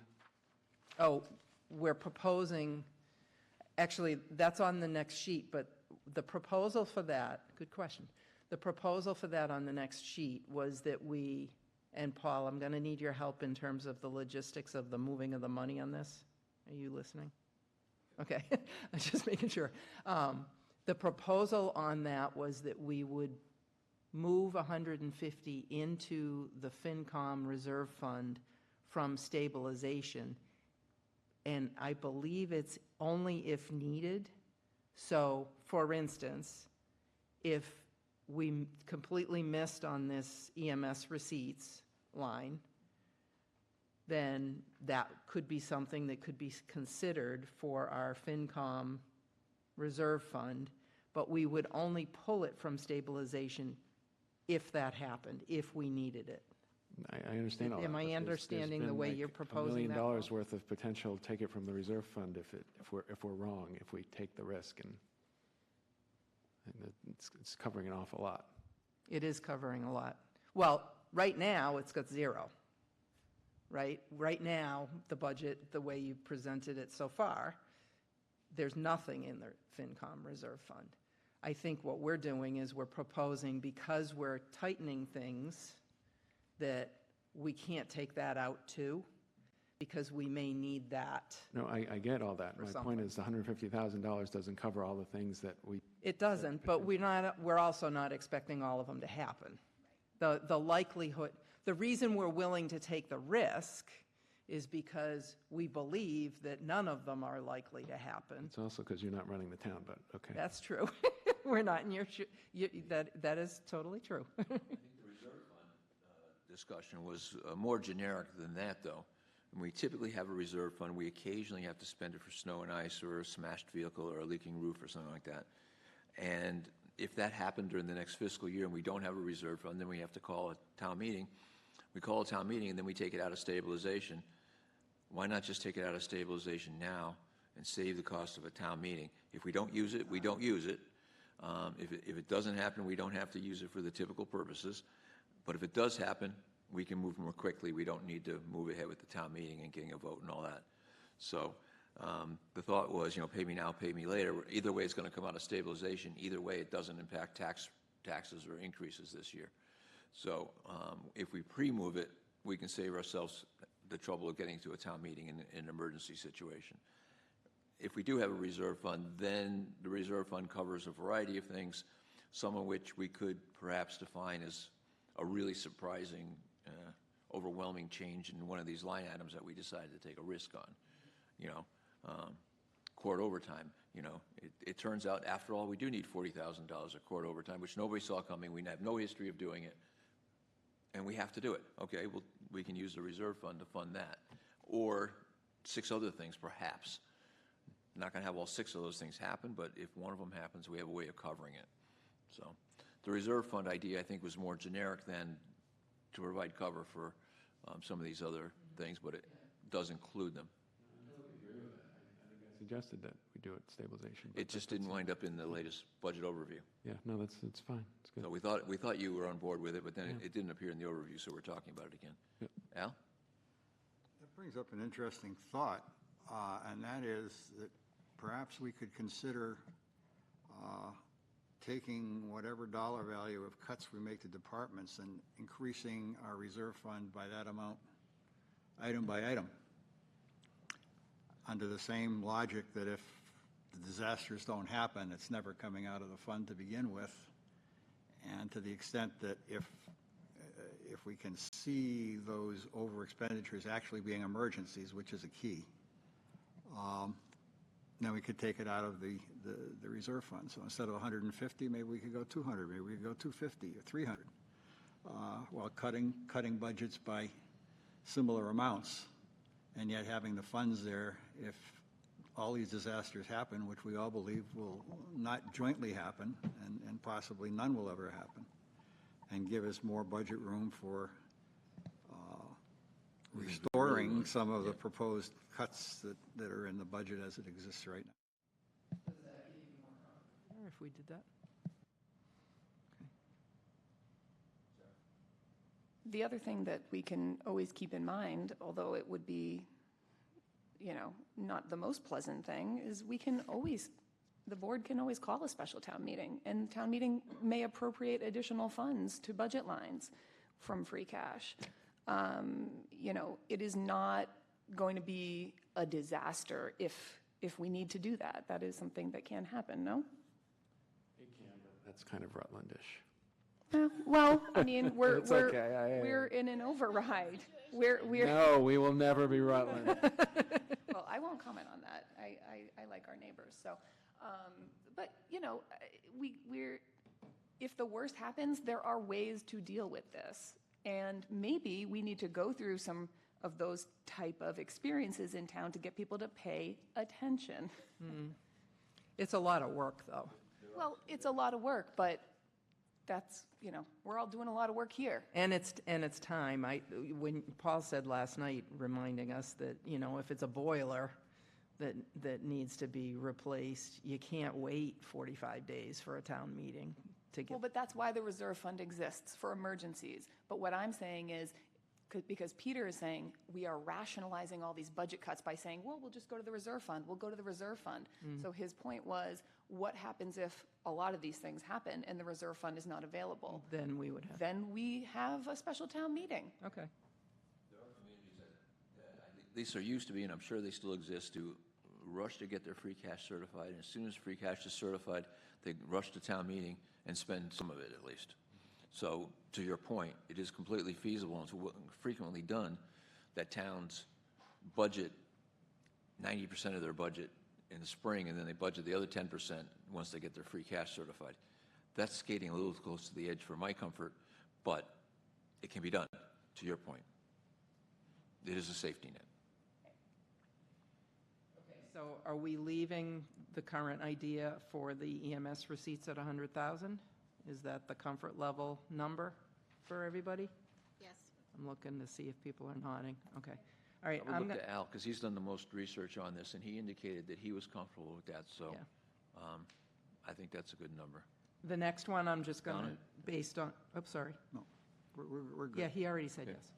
yes. So the next one, this one was mine. I'm just going to change it to 0 because it's one of those contractual items. And we'll move down to Sarah's item of potentially reducing fire budget by 2%. And Sarah, to piggyback on your comment when we talked about it with the police, what have we done in fire so far? The CPE grant, the 100,000 for EMS receipts. Okay, so we still have the 2% across the board, which would be $62,000 from theirs.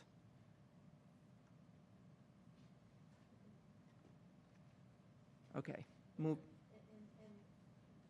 That percentage in that dollar amount does not include any of the collective bargaining line items, right?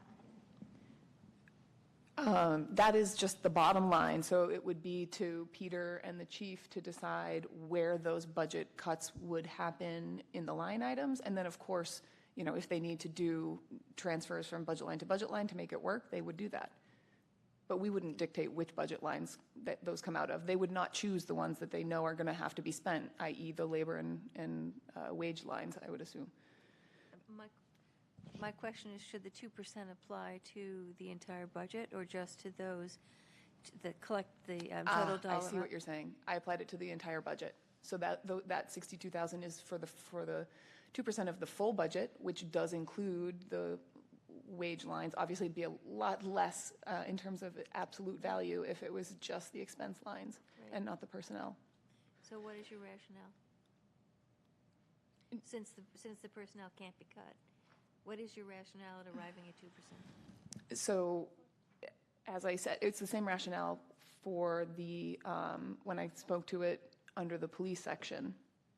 So reductions were based on, a desire not to completely gut one of our, So should I be putting that number in then, the 62,000? I would think you'd put it in there, not to say we've approved it or anything. Right. But just, what I would like to do is, when we get done with some portion of this exercise, is get a handle on what is the net that we're talking about here. I've got that at the bottom. If we go through and we do a lot of these nitpicking things, does it add up to something that's worth arguing about, or is it just still not worth the effort?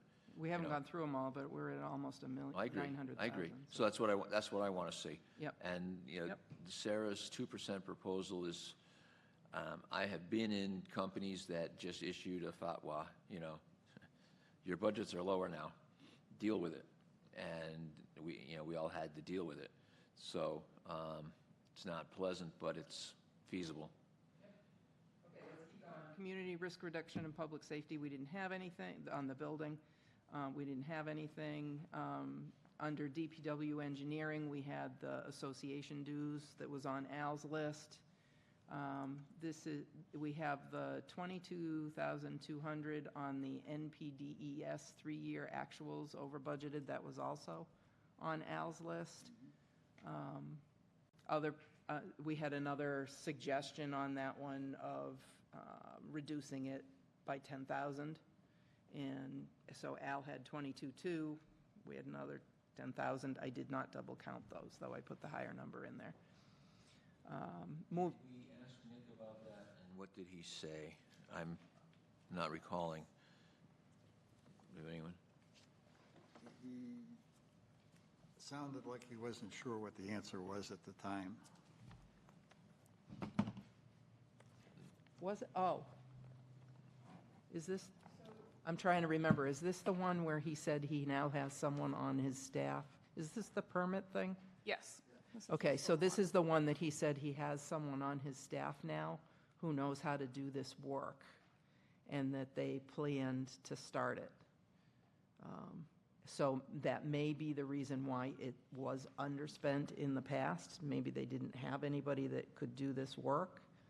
No, I think Do you they're remember that? waiting on their updated permit. So Peter may be able to speak more intelligently than I can about this, but essentially the permit is being updated. They currently have their preliminary permit or whatever they call it. And I don't think the federal government has issued the final permit. The permit, it will require more stringent attention to stormwater, more testing, et cetera. But I can't put my fingers. Does anybody have the line item? Is anybody looking at it and tell me what page it's on? It's on page 140. Thank you.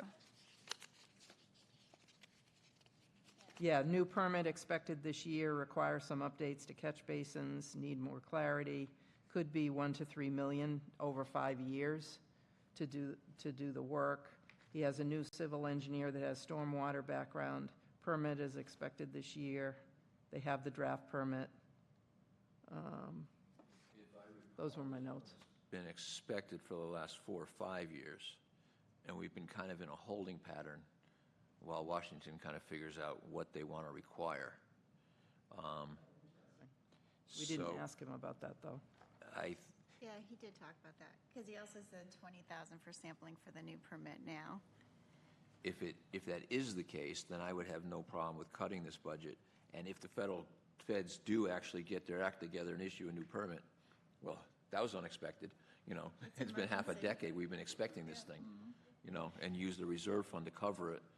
Yeah. To My me, understanding. that would fall in that category.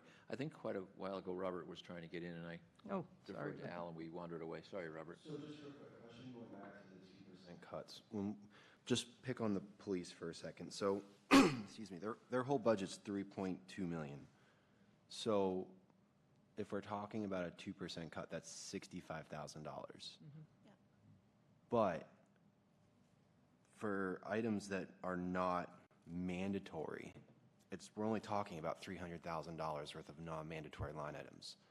So for the stuff we can cut, we're talking like a 20% cut to their budget line items.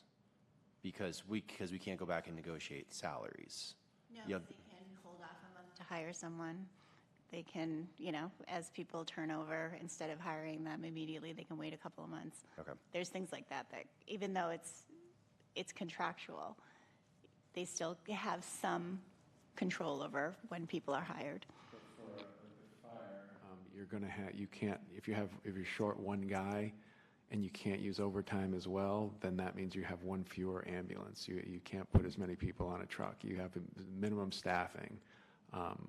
And that's the problem that you run into when you just do a across-the-board cut with a department that's that tight on non-salaried items. Al? I mean, Robert, do we? So it is a pretty good reduction in service, even though, like you say, it's only 2%. It can end up being a pretty serious reduction, especially in fire. Al? Similar thought to Sarah, but what I did was I looked at our Form 4s that we were given. I'll use fire as an example. They have a proposed budget of $3.111 million, out of which $2.633 million is salaries. So I propose not touching those. That leaves fire with $477,000 of non-salary budgets. If you threw in a 2.5% cut, that's $12,000 in round numbers. If you threw in a 5% cut, that's $25,000 in round numbers that we could recoup without touching salaries. Got the same calculation for police and dispatch, animal control, DPW, and so forth.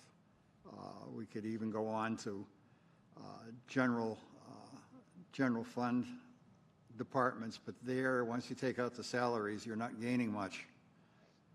You've got the biggest one would be the assessors with maybe $100,000 of non-salary items, and other departments have next to nothing once you take out salaries. So the big three, of course, would be police, fire, and DPW. But if we do that, I do suggest taking out salaries first and then seeing what we can cut after that. That's a big difference. It's going to be a big difference, and don't forget, it's not like we're saying, well, we've got all this money, we just don't want to spend it. We're talking about doing this, which is not comfortable. Obviously, we've established that. Or having how often the senior center's open. That's what we're talking about. So we can't have this conversation in a vacuum and not recognize that if we say we're just too uncomfortable with that, then we have to say, but we're comfortable with cutting the senior center or whatever, choose your particular item that's causing you heartburn. I think that Steph's point's a great one. That's where a lot of the, they would have to use that line and manage to that budget. But I also want to remind everybody that I would fully expect that amount of money would go on the override amount, and that the chiefs would make a decision to cut the things that are softer, that like the community policing stuff. I'm sure that would be something that they look and say, well, let's see if people want to fund that. So, there's a lot of steps before the panic of how do we do this? We have to completely cut all of our expense lines.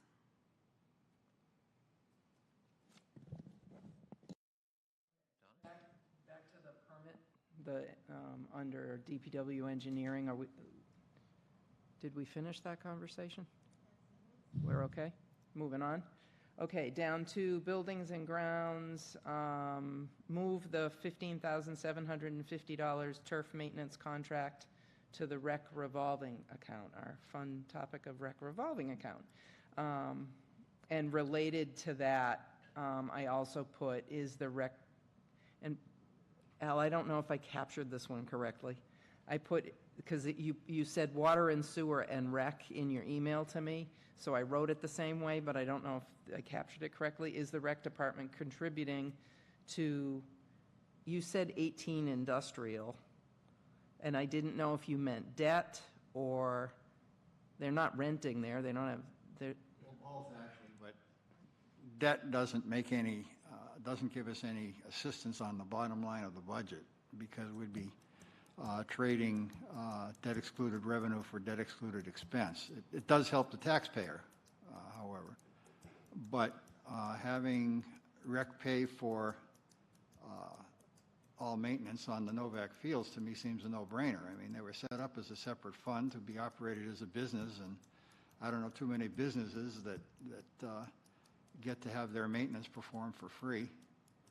So I think we need to take a hard look at that, especially in light of, I'm working on memory here, but the DPW Buildings and Grounds Maintenance of Parks area budget had been running in the $50,000, $60,000 range up until fiscal '25, when it jumped to $140,000 with the advent of the new fields, and it's $140,000 proposed this year. So there's an awful lot of explaining to do in there, in my opinion, of how we go from the $60,000 range to the $140,000 range.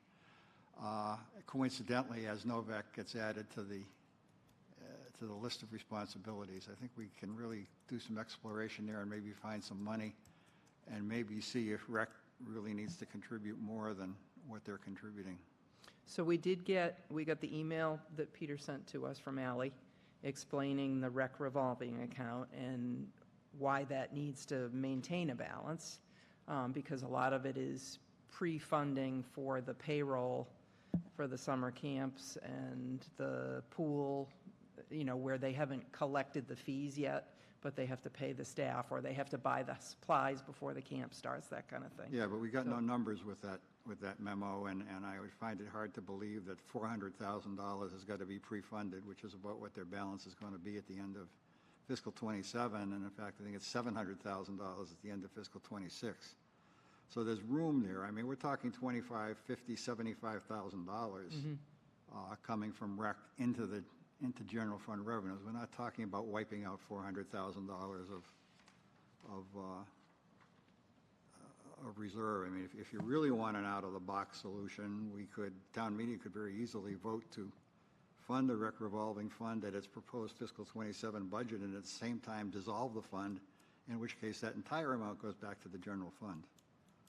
And then next year reestablish the fund with a zero balance. That's an extreme situation, but it's something that could be done.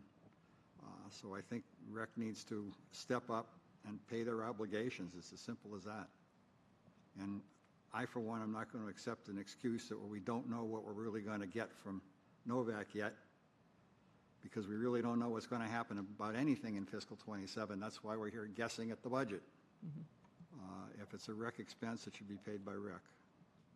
You trying to get in there? Portion of that memo from Peter said that he's anticipating the rec department will pay for all the improvements made to the headquarters of the pool, because it's going to be their offices. Oh, yeah.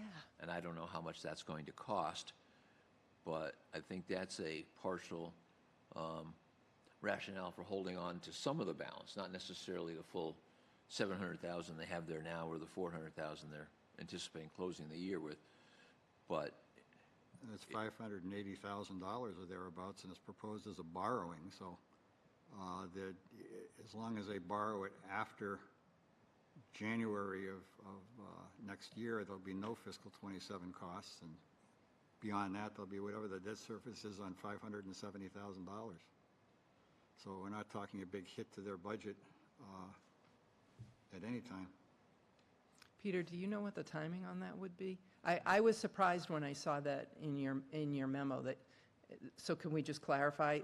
You are proposing that the 587 or whatever the number was to be borrowed to build the rec department offices would be paid out of the rec revolving fund? Yeah, I mean, I think that makes sense as far as how they operate. For instance, the pool is operating at a deficit. With the amount of water that's leaking at a massive rate, and the lack of our ability to expand to have out-of-town passes, and so their revenue is barely covering. It's not covering their expenses, and they have to have X number of lifeguards there, whether there's 3 people at the pool or 150 people at the pool. So they have we know what their expenses are going to be. We know what the expenses at Novak Field is going to be. We know it's going to be $200,000 in expenses. We know $50,000 of that is going to be paying for the debt service on the fields. We know, how much the electricity is going to cost and how much everything else that goes along with it is going to cost. So we have that, and we don't have the revenue because we haven't had a year of doing it yet, and we don't know how much it's going to be rented and by whom, because out of town pays quite a bit more than our in-town leagues. We expect that it'll be rented around the clock, but we don't know by whom. We don't know what those rates will be at this point. We're getting a lot of pushback from some of the local leagues that our rates are too high. And that's in order to cover the $200,000. So if we expand on that, we're going to have a lot of angry parents coming up to a town meeting, and the odds of them closing out the rec fund are 0. And the odds of them spending less from the rec fund are going to be much greater. And voting in that way and amending, something that we might propose that impacts rec even more so than we already do. So, I think that when you have a field like at Novak, when you have an asset that gets revenue, that revenue should go towards the maintenance of the asset, and that's fine.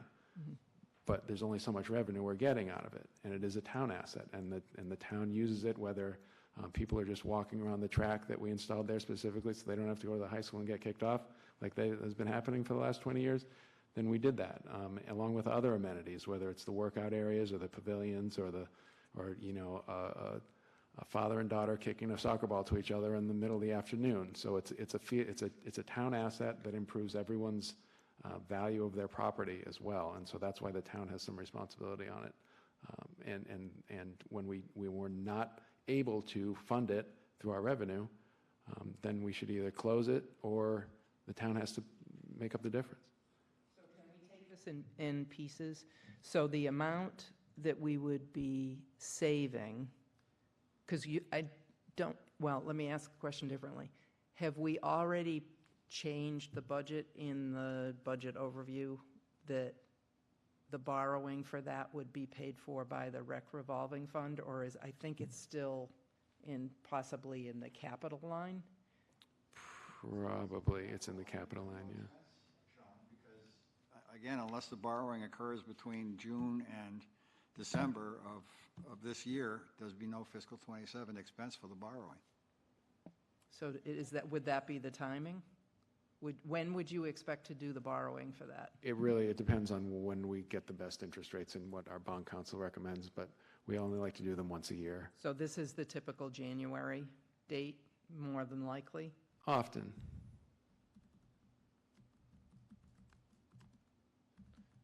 January of 27.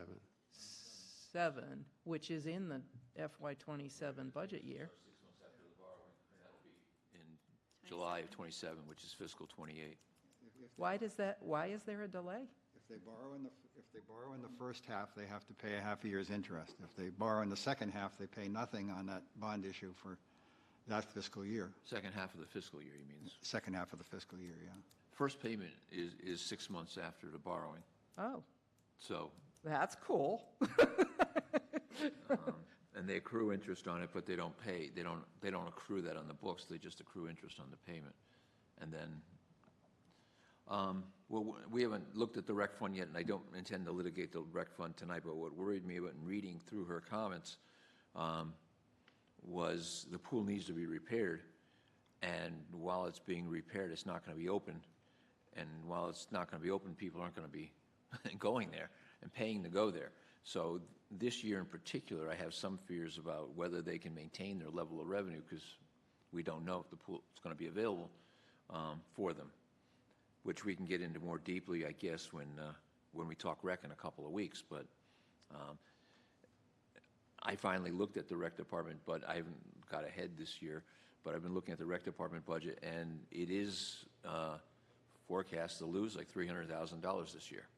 And I haven't delved into exactly why that is, what's driving it, but it's behind its stream already. So, and Peter has indicated he's hoping the board looks at the pass rates and things like that, and we can modify that somehow and perhaps increase the revenue. Maybe there's other things in there I missed. Like I said, I didn't study it yet, but I was surprised to see that. So it's not over the years, we built up a substantial balance. I'm not sure we're in that position right now of building anymore. We're using. Do you want to hold then on the rec discussion on these items? I don't think we're ready because we haven't talked to the rec department other than about the rec department in,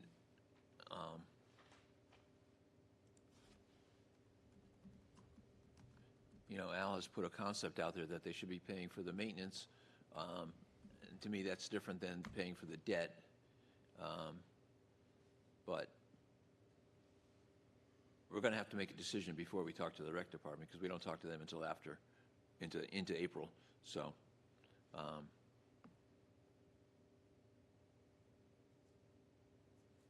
right, so for now, what I'm leaving in here is the turf maintenance idea.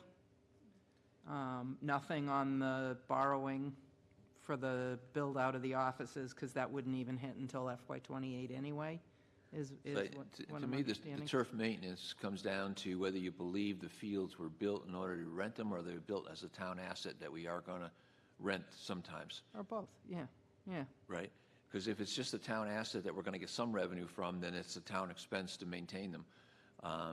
Much like it is the town's expense to mow the grass out on the bandstand, even though the bandstand committee raises some money when they hold an event out there, we maintain that.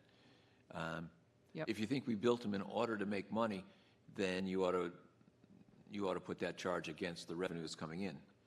But I'm not sure that's true. I mean, I think the fields will be Peter says use 24/7. I think what he means is peak hours. Fully Nobody's going to be playing during school days. You wouldn't think there'd be a lot of demand at 2 o'clock in the afternoon, and residents may be out there. I know they're not supposed to walk their dogs, but they may be exercising or whatever. Having tried some informal activities on a Saturday or a Sunday during the summertime, there's no availability at fields whatsoever to kick the proverbial soccer ball around with your kid, or in my case, to show your granddaughters how to fly an RC aircraft. Yeah, so Saturday or Sunday prime time, yeah. A I'm general sure. town asset, it isn't Okay. during desirable periods of time. And, I think Novak was built for the leagues. Let's be frank here. It was built for the leagues. And it should be self-sustaining. I'll counter that, Al. I use it regularly for walking during the day, during the week. I love that trail that goes around the fields and over to the Dawson Pool area. So, and I see a lot of walkers there during the week. I absolutely agree that rec should pay whatever rec can pay towards maintenance, everything that goes along with it. But bear in mind that they don't have a pot of gold. That's all I'm saying. So we can all look at their numbers, and it's a revolving fund. Whatever they take in should be coming right back out and towards the fields. But some leagues can pay quite a bit for their rental fees, and some cannot. And the purpose of public recreation is for the kids who are not paying a huge amount a lot of times, right? That's where our rec programs come in, and that's, I think, the community benefit.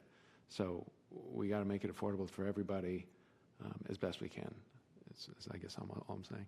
I think we'd be doing our due diligence if we could simply get to the bottom of the $140,000 line item in DPW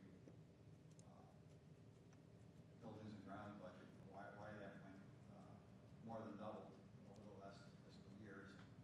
How much, if any, of that is specifically for Novak? And when we find what amount is specifically for Novak, that we transfer it over to rec revolving and let it go at that. But there certainly does seem to be some highly unusual change in that DPW budget line item over the last 2 years. And Nick was unable to explain it. Granted, he's new, but I felt that there was an implied promise to look into it, and we haven't heard anything back on it. I don't think I had it on the list. Okay, let's keep going.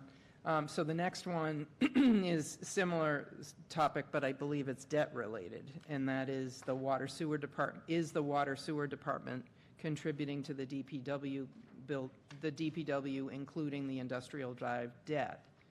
And where does this show in the book? I'll dig out my notes and see if I can find something. So Al, this was, Al and Paul, this came from you guys. Did I capture that correctly even? I looked at the water sewer debt on the treasurer's spreadsheets versus the water sewer debt in the DPW budget.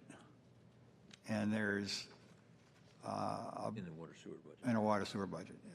And there's I can't remember, a $30,000 or $40,000 difference between the two. So it looks like DPW, water sewer budget is paying for something. But water sewer occupies, I think we all agreed last year, or we were given the figure that they occupy 18% of the new Industrial Drive facility. 18% of the debt service on that facility is something like $220,000, which water sewer is clearly not paying. And that's something I think should be looked into. Even if it doesn't help our bottom line budget, it certainly helps the taxpayers and puts the cost with the ratepayers, which is where it belongs. So Stephanie, are you capturing this one? Trying? I'm trying to still get the building and grounds thing, so you're going to have to give me a minute. Okay.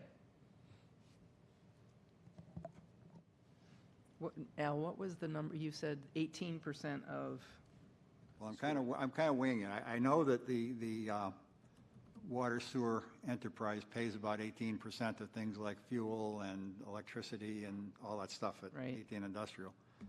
And I think that, as I recall, last year that 18% was arrived at by looking at the square footage of the building and how much was occupied by water, sewer, and all that good stuff.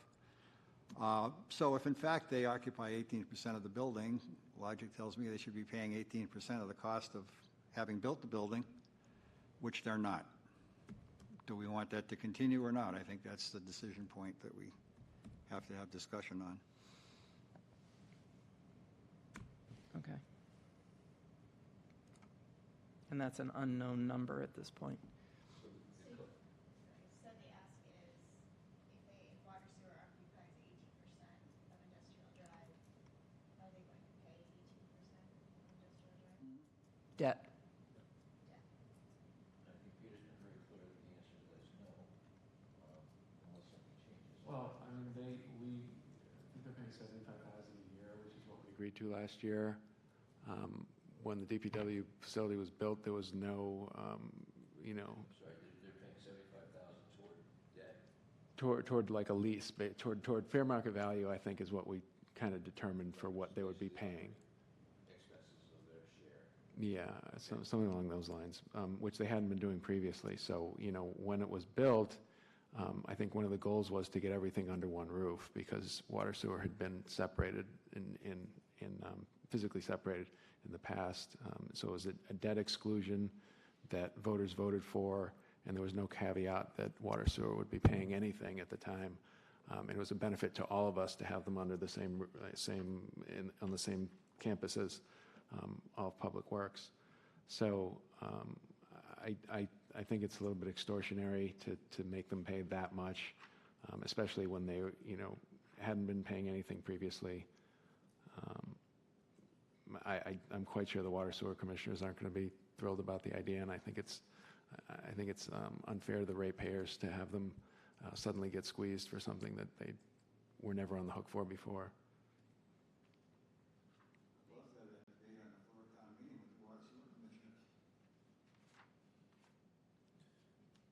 Well, I didn't hear that.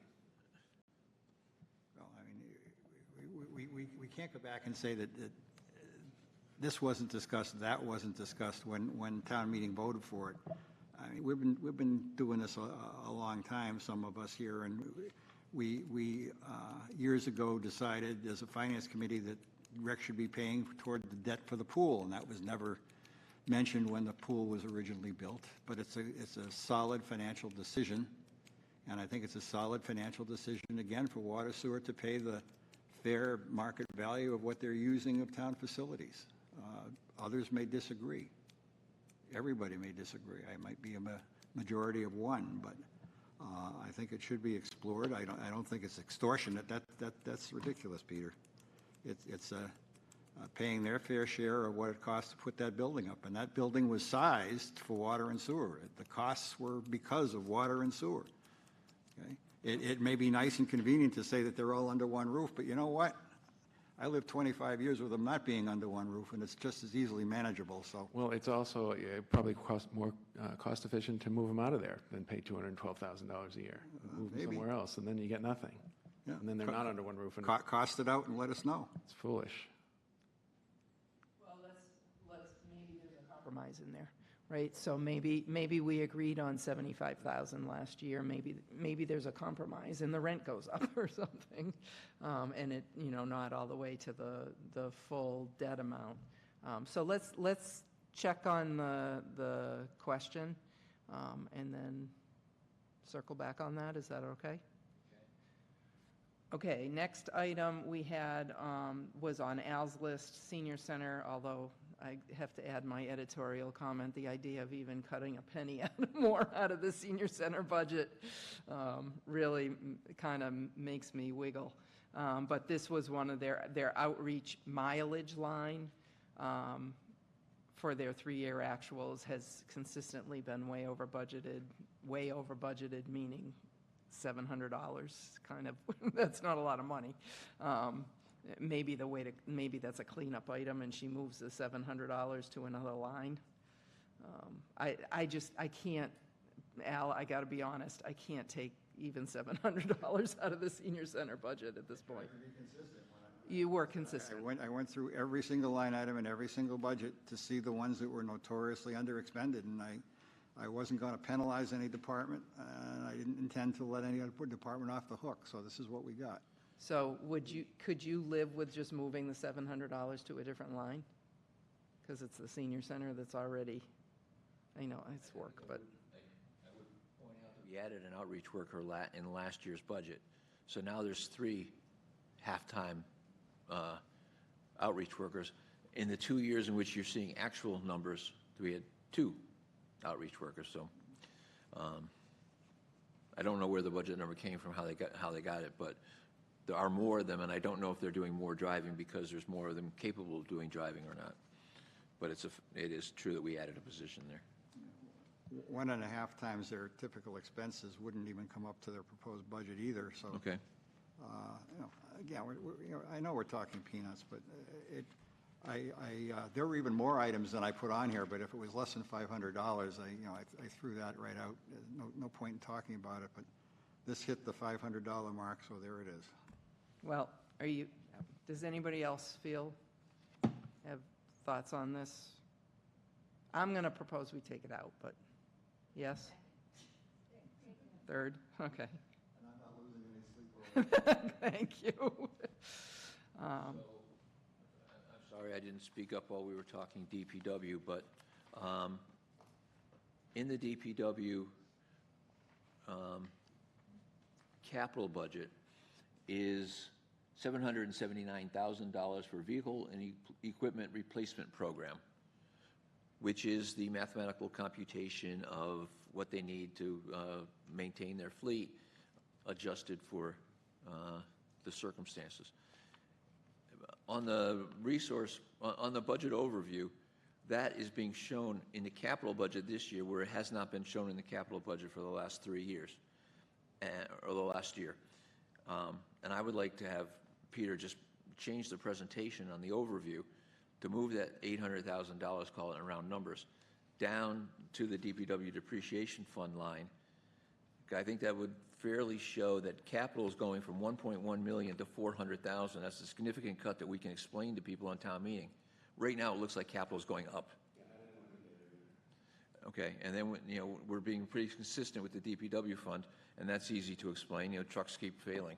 So I would like to have that moved, and I think it's just a matter of moving the revenue from one to the other on the revenue side and the expense in the air. So move DPW vehicle charge out of capital and into what? DPW depreciation fund.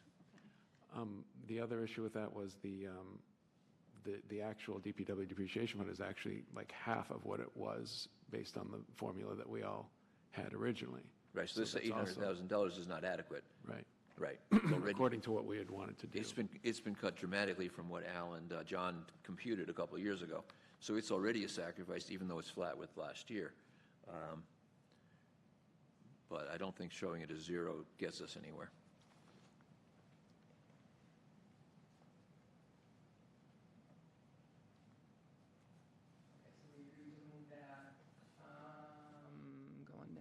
further here. Peter, oh, wait a minute. This is that rec revolving fund topic again. Speaking of vehicle and equipment, we did have a suggestion that we remove the replacement of vehicles from the DPW. There was $170,000 in the buildings and grounds capital, and I want to say and there was $341,000 in capital. And we did have a suggestion that maybe we can't spend that this year. Any discussion on that one? Did you see specific things in there that you thought we did not need to fund? Or is this just a general, we have to cut somewhere, so this is? It was the general, we have to cut somewhere, and that seemed like a likely place.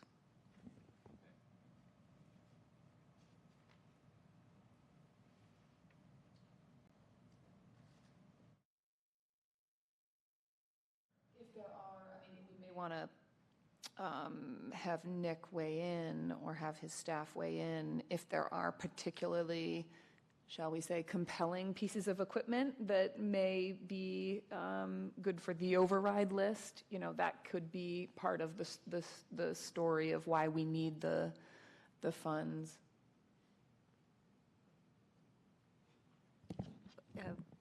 Or would you suggest to add it all back should the override pass? Well, I don't know the answer to that, but I do know that we've all come to the realization that the equipment is well-maintained and that it is often in better condition than it is described as being in. And I just thought... What basis are you making that claim? Just sitting through the presentations for all these years for each and every vehicle.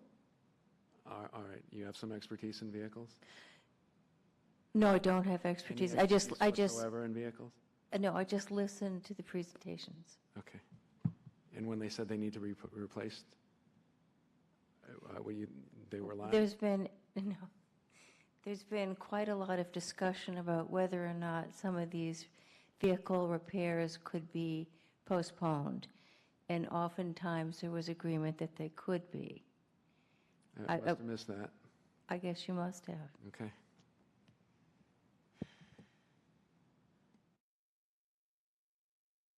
So a case of from one extreme to another, maybe. You know, we're looking for cuts wherever we can find them, and maybe pushing on purchasing. Well, last year it was 811, but that's for all capital, not just the vehicles. So we're just pushing on the number a little bit here, and maybe it's not cut it completely, but could it be shaved? No basis. I mean, I don't see this. I They look hear you. nice, so they shouldn't be replaced. When the experts in the field say that they should be? Yeah, I'm not proposing that. I'm trying to find a middle ground. I got you. Well, last year's DPW depreciation fund was proposed at $1.2 million. During the course of our reviews, it got down to $800,000. So it took a $300,000, $400,000 cut last year during the process. This year it's level funded, but I think it's really, as Peter indicated a few minutes ago, it's already $400,000 under where it should have been. So I'm not inclined to cut it additionally. I think we had a good plan in providing them an adequate amount of money to maintain their fleet, and unfortunately circumstances have gotten in the way and we're not funding that plan.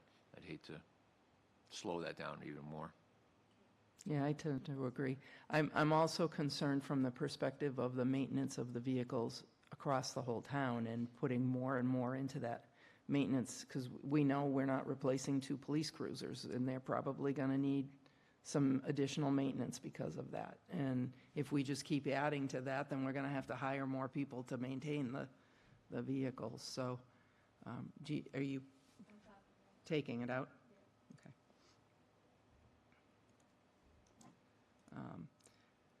Peter, I saw your email. This was my thought on the, could we apply any of the underspend on the pools to the rec? And actually, now that we've talked about it, we're talking about paying the rec offices rebuilding out of the rec fund, so this goes away anyway. I thought we had borrowed all the money already this January, but it sounds like there's more to be borrowed for the pool. The pools are going to be covered, I think, by what we, not by what we borrowed in January, but what we borrowed in January plus what we'll transfer over from the leftover from the. Okay, so those two, then, perfect.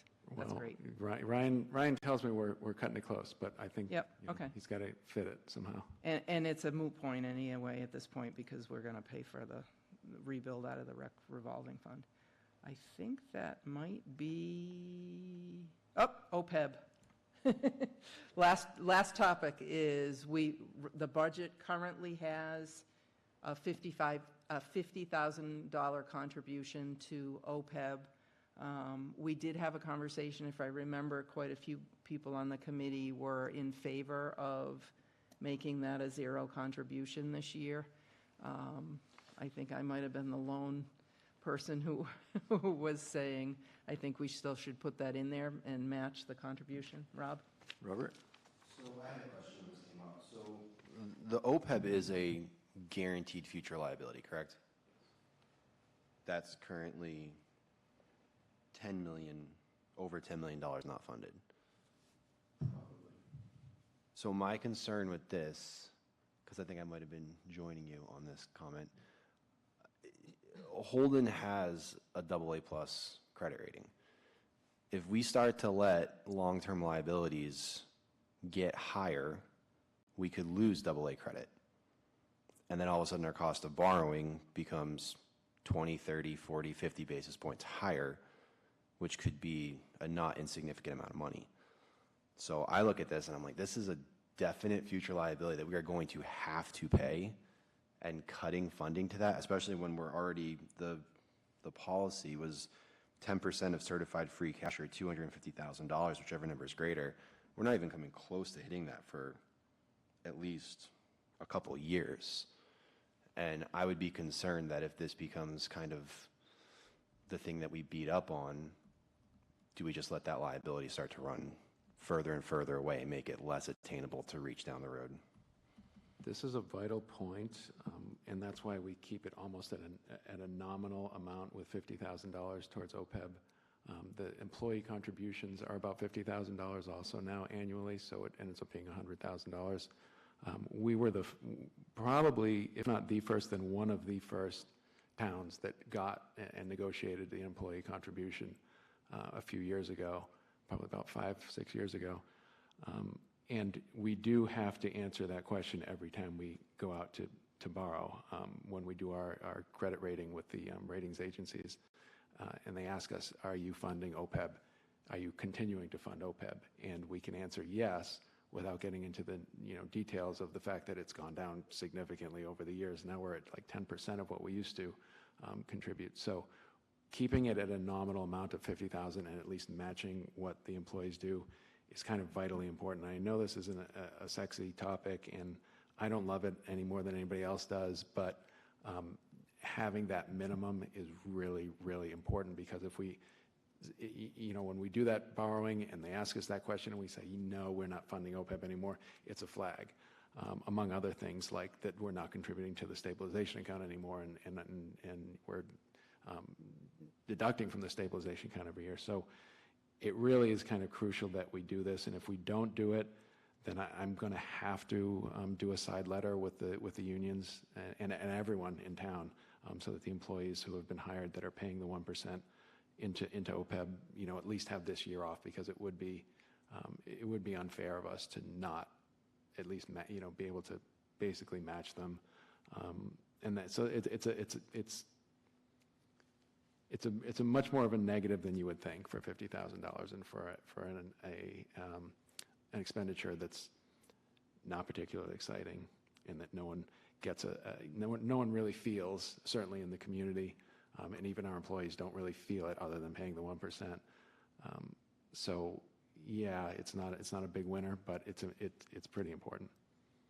I'll just add too that beyond the the rate that we get on the bonds, the saleability of the bonds too. Because if people are looking at the bonds and we're issuing bonds that are due out all the way out to 2045, if I'm a purchaser of those bonds and I look and I see this as outstanding liabilities over the next 20 years, I'm going to have to really give it some pause and dig into whether or not I would want to hold those bonds.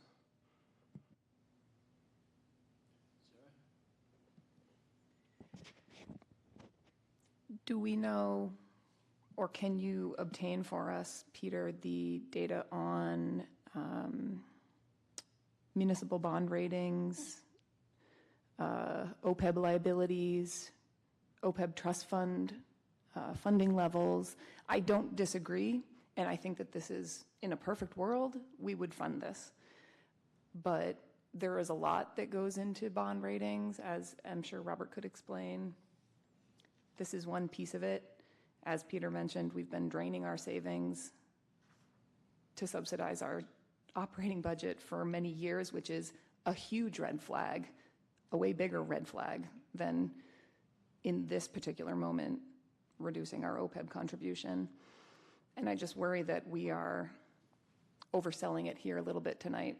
So for me to be convinced, I would need to see some data showing that there is a relationship between bond rating and OPEB funding levels. I think that there are some, well, I have some questions about that. So I can just touch on that really quick. So when the agencies are looking at ratings, they are going to look at outstanding long-term liabilities. And if we were to, because I actually looked us up and compared it to some other towns in the state. So if we were to drop to, say, a single A plus from a double A plus, we're probably looking at 30 to 40 basis points right off the bat as far as what our bonds would be yielding. So the cost for us is, call it based on the issuance that we just did in January, that's $40,000. So we could almost, just by dropping this, if we let this ride too much, like already off the bat, just what the cost of our borrowing would basically offset what we're saving right here. Yes, but you're making a lot of assumptions that the bond rating agencies are going to come in and say, set aside your underlying wealth, set aside, all your other financial policies, set aside your robust capital plan, set aside XYZ, all of those things that go into it, and making the assumption that this particular action is going to impact us to that degree, and saying that it might cost us money. There's a lot of assumptions built into that. So, I'm not suggesting that this is going to put us over the edge of a cliff or anything, but all I'm saying is we keep going one step closer, we're edging one step closer with all these, and I think a $50,000 investment kind of gives us a little bit of insurance not to keep creeping into that direction that could eventually hit us kind of hard. Better funded communities in terms of meeting our OPEB obligation anyways, whereas many communities in the state aren't meeting it whatsoever. So I'm with Sarah. I'd like to see some data that says, look, the reduction of $50,000 in OPEB this year will do X, Y, or Z to our bond rating, and if it won't do anything, then that argument goes away. I don't think that can be quantified. All I'm saying is we are marching closer and closer to a degraded bond rating, and this is one more step. We're speculating, and we're saying that this is worth more than a third of a firefighter if we leave it in. That's the decision point we have to make. You have your decisions, we have our decisions. You're right. I'm just giving you the facts. We are asked that. I sit on those bond rating calls every time we go out, and they ask us this question specifically, and they ask us about stabilization. They ask us how much we've been spending, and they ask us, if we're, any number of other financial questions. But this is one of them. And when we say we're not funding it anymore, I'll hear their pencils moving on the other end of the line because they're taking notes on it, and eventually it's going to hurt us. But balance it. From a financial investment perspective, as Robert's mentioning, and from an employee goodwill perspective that Peter is mentioning, I've been convinced I think we should fund this one. However, I hate to be a Debbie Downer, but our revenues are much less than our expenses. So guess what? Our bond rating could very well be hurt. If we were a company that was losing money, our bond rating would go down. This is where we are. This is why we need an override. This is why we need to do these exercises. So, yes, it's only $50,000. Again, we're already hurting employees. We're already talking about cuts. There's a lot of bad will out there with our staff for very good reason. So for all those reasons and the fact that they're contributing, and I do think we should contribute, and I do think that long-term debt is important, on this one issue, I think it's fine. But I still have to go back to our basic point. We do not make enough money for what we are spending.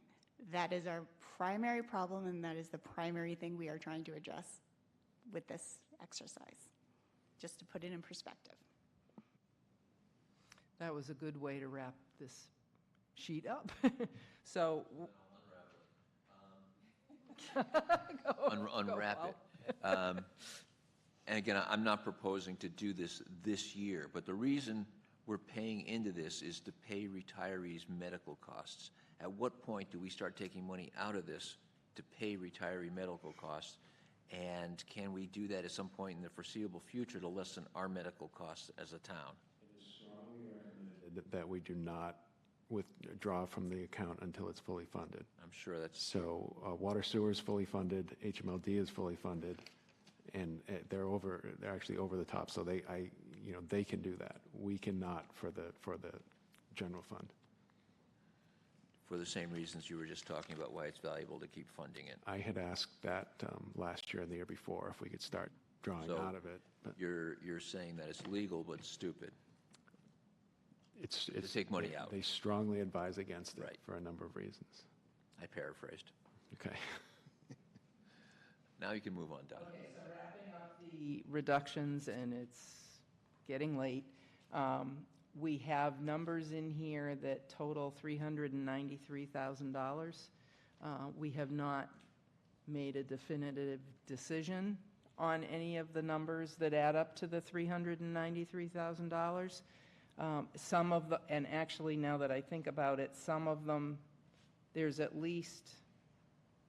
over 100,000 in here that, like this 93,000, I should probably take that out because it's been put in the budget.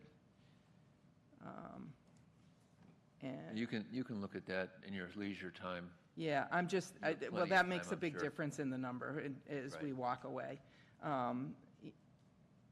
So we're maybe in the 300,000 range of ideas. So what's the next step? The input, the revenue side. Okay, Know that we need 130,000 just off of that. to cover, To cover what we've already been given. right. So Right. I did find, Peter, and maybe this is something Stephanie can add to the list, the Wachusett numbers that are in here, she took from the February 24th meeting, and they changed between then and the March 11th number.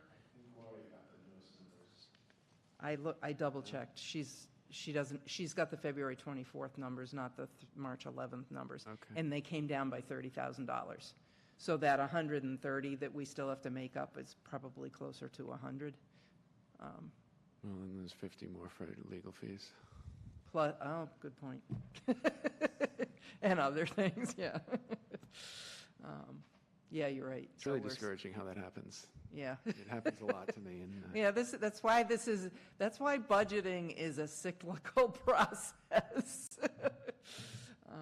Okay. Just a quick question. Refresh my memory, so for the school budget, if the school budget fails, does it just automatically go to the 1/12 situation? Or are they allowed to come back and say, all right, we're going to propose a budget that's slightly less than we proposed before, can we try it again? They will come back as quickly as they can with a budget that supposedly addresses the issues raised in the election. Of course, you never know what an election issue is, but that's the law. So they would come back with another budget and try to pass it. If they get to July 1st without a budget, then they go 1/12 until they get a budget approved. School budget needs to be approved in 4 of the 5 towns, so we could approve it and it would still fail. That's happened plenty of times. Rutland last year was in that situation where they voted against it and had to pay it anyway.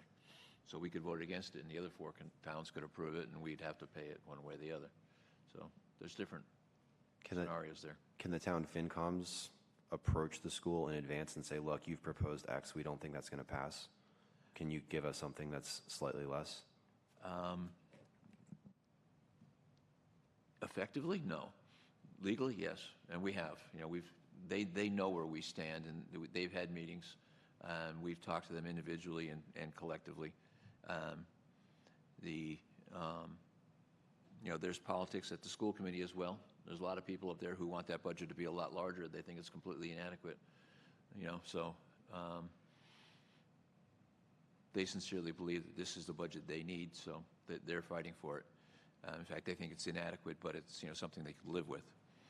They know that 3 of the 5 towns are headed towards requesting overrides also. So I know we're late already, but I want maybe I'll put this on the floor, and maybe it's a longer discussion. Peter, when we go to town meeting, we're going to have an election. If the override passes or fails, at some point we're going to go back to a town meeting.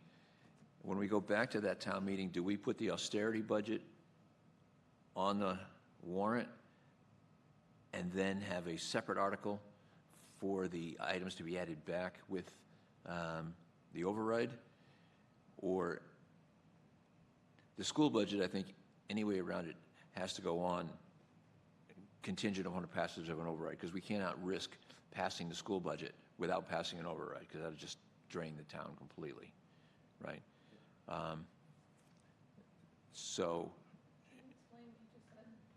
You said Probably not. the article.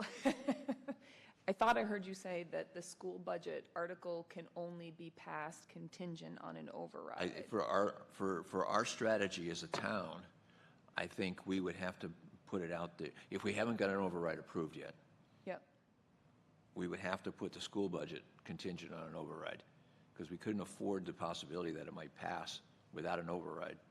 I don't Because think then the that municipal, how could they legally do that? Tell town meeting, we pass school budgets contingent on overrides all the time. I think, Sarah, what Paul's saying, correct me if I'm wrong, is that we're assuming the first override vote fails. I'm just contingency planning. I'm assuming it's going to pass. Okay, if it passes, then we don't need any contingencies. But Correct. if it fails, we've got to have either another override, a town meeting and an override vote. At that point, we can put any warrant article in front of town meeting contingent on an override subsequently passing. This is the problem this year. Between whoever decided we were going to do this with the cart before the horse, we don't get to do any contingent overrides. We have the override vote the week before our town meeting, which makes no sense whatsoever. We've done at least 3 or 4 contingent overrides for schools, all of which incidentally I think have failed. And then the school budget had to be reduced, and back we went for the second and third iterations. But we can't do that this year because we're going to be voting on the override and then having the budget meeting.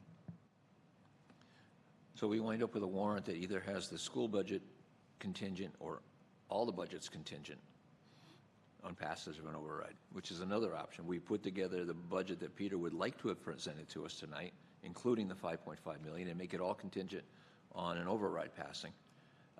The risk of that is that if it doesn't pass either the override or the town meeting, then we have to have another town meeting before July 1st to get a budget that Peter can at least keep the doors open in July.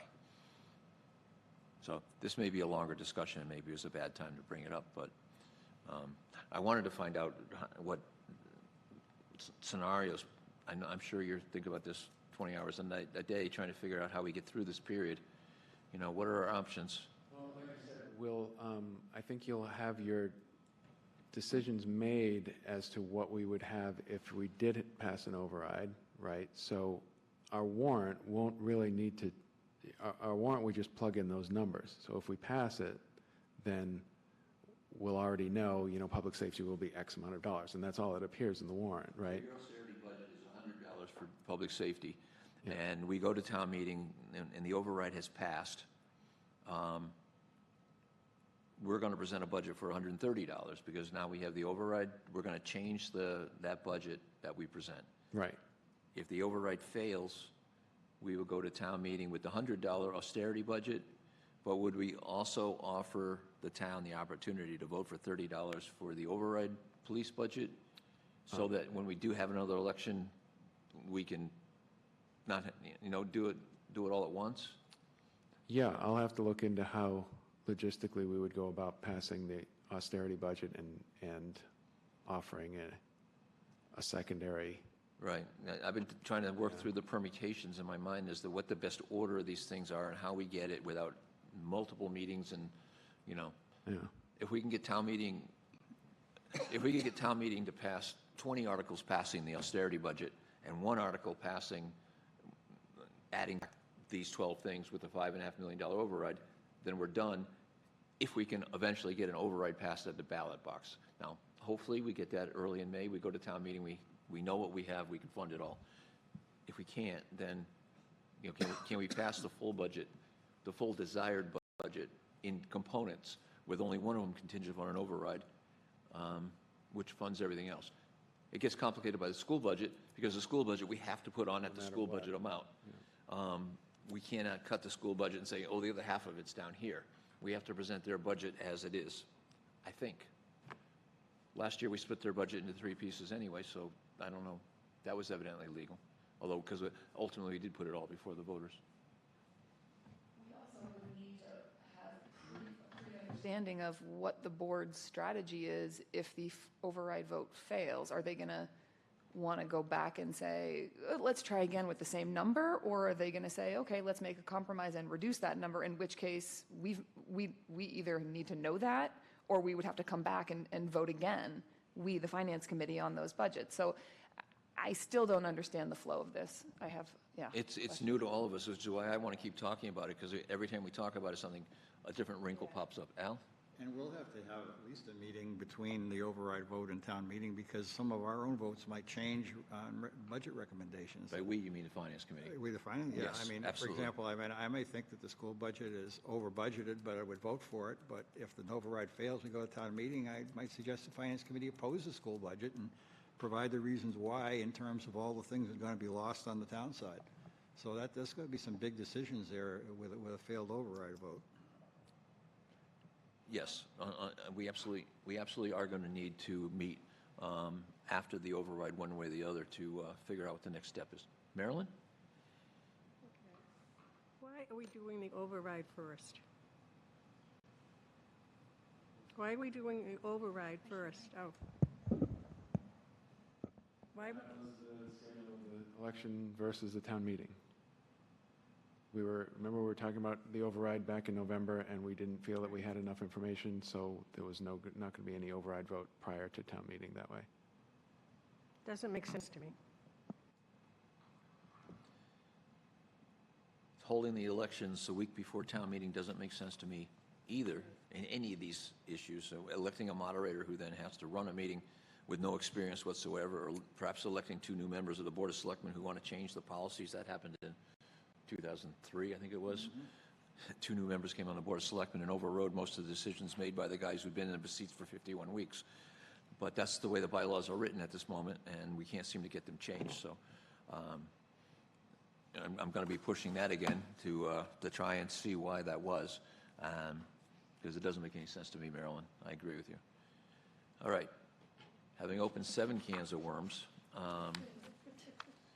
we are meeting next Wednesday in this room at 6:30. We're going to hear a presentation on the Wachusett Regional School budget from the superintendent and his team.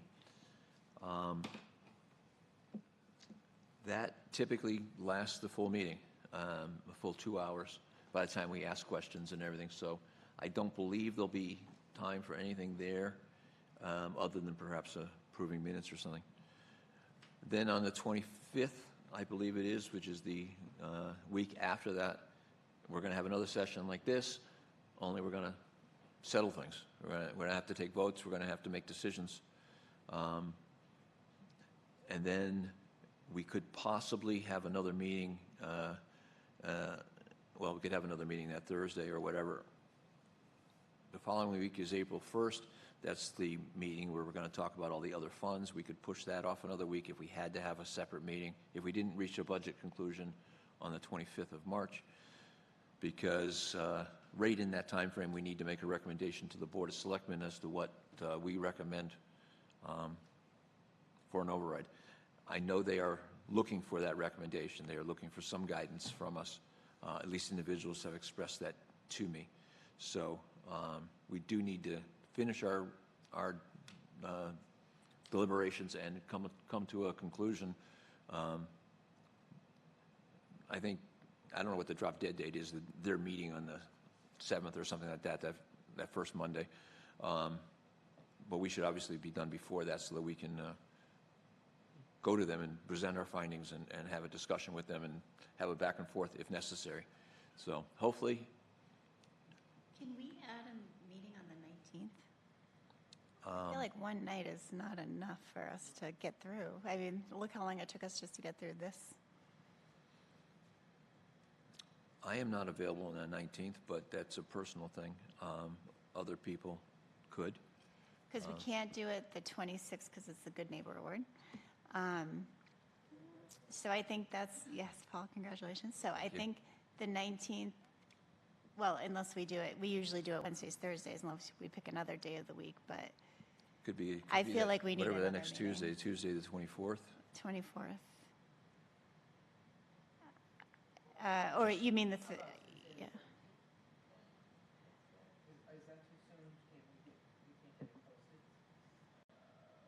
No, that would be, 5 days. that'd be feasible. Yeah, 1, 2, 3, 4, Like 5. 40 It's 5 days out. We'd post it 48 hours and we'd have time. We have to find a space that's available. We have to find out if we can come here or another space. St. Patrick's Day, don't expect to hear from me again.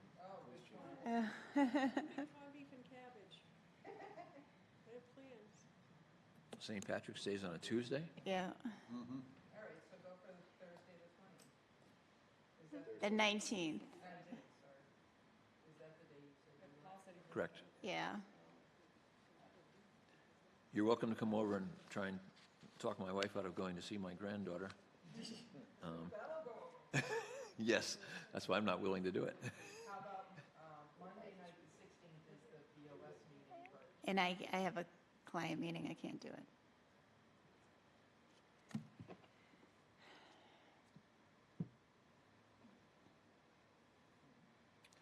I don't think the BOS meeting is on the 16th. oh, no?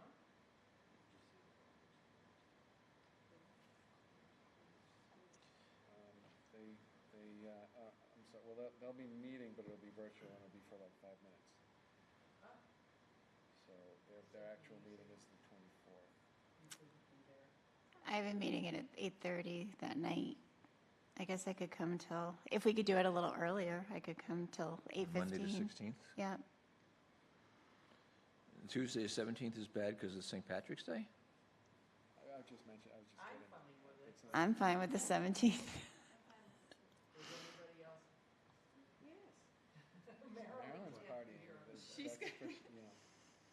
17th or 16th? 17th. 17th. Tuesday the 17th. Marilyn said she's bringing in a crock pot of corned beef and cabbage. There you go. Dinner meeting.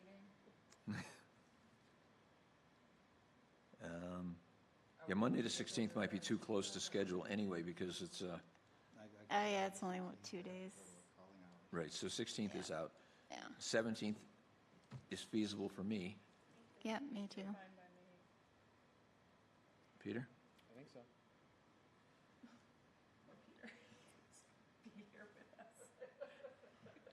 Well, I mean, not to be, I mean, it's very good having Peter here. It's very helpful. 17th is going to be a good day for the town, so it'll be a party.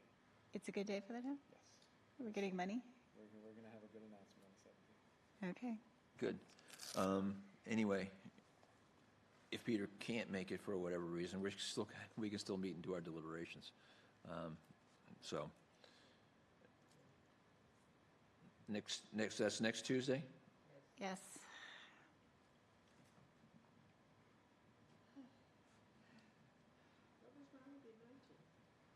I won't be here. And you're welcome to go ahead without me. But I'd be so upset. So what are we, so I can prepare if I need to? What, Well, we have to get through all the ads. We haven't even started that. I think the ads are less Correct. I think that the ads, honestly, I think the ads are less important and difficult because Peter's already created a list. Our list was overlapped with his a lot. But we do need to just go through and We talk do need about to go through But I it. don't think it's as long as this is.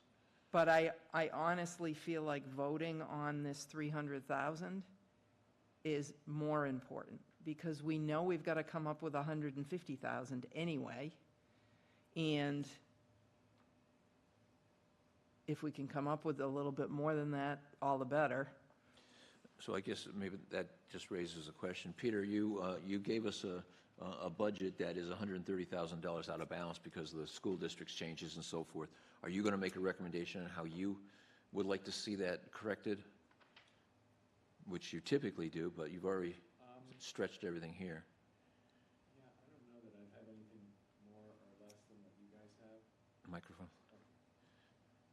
I don't know that I would have anything more or less or different or special from what the committee Okay, has come so up we with. won't wait for your If I suggestion. come up with pull a rabbit out of a hat, I'll, Or just priorities, where you would like to see us move as opposed to us doing it.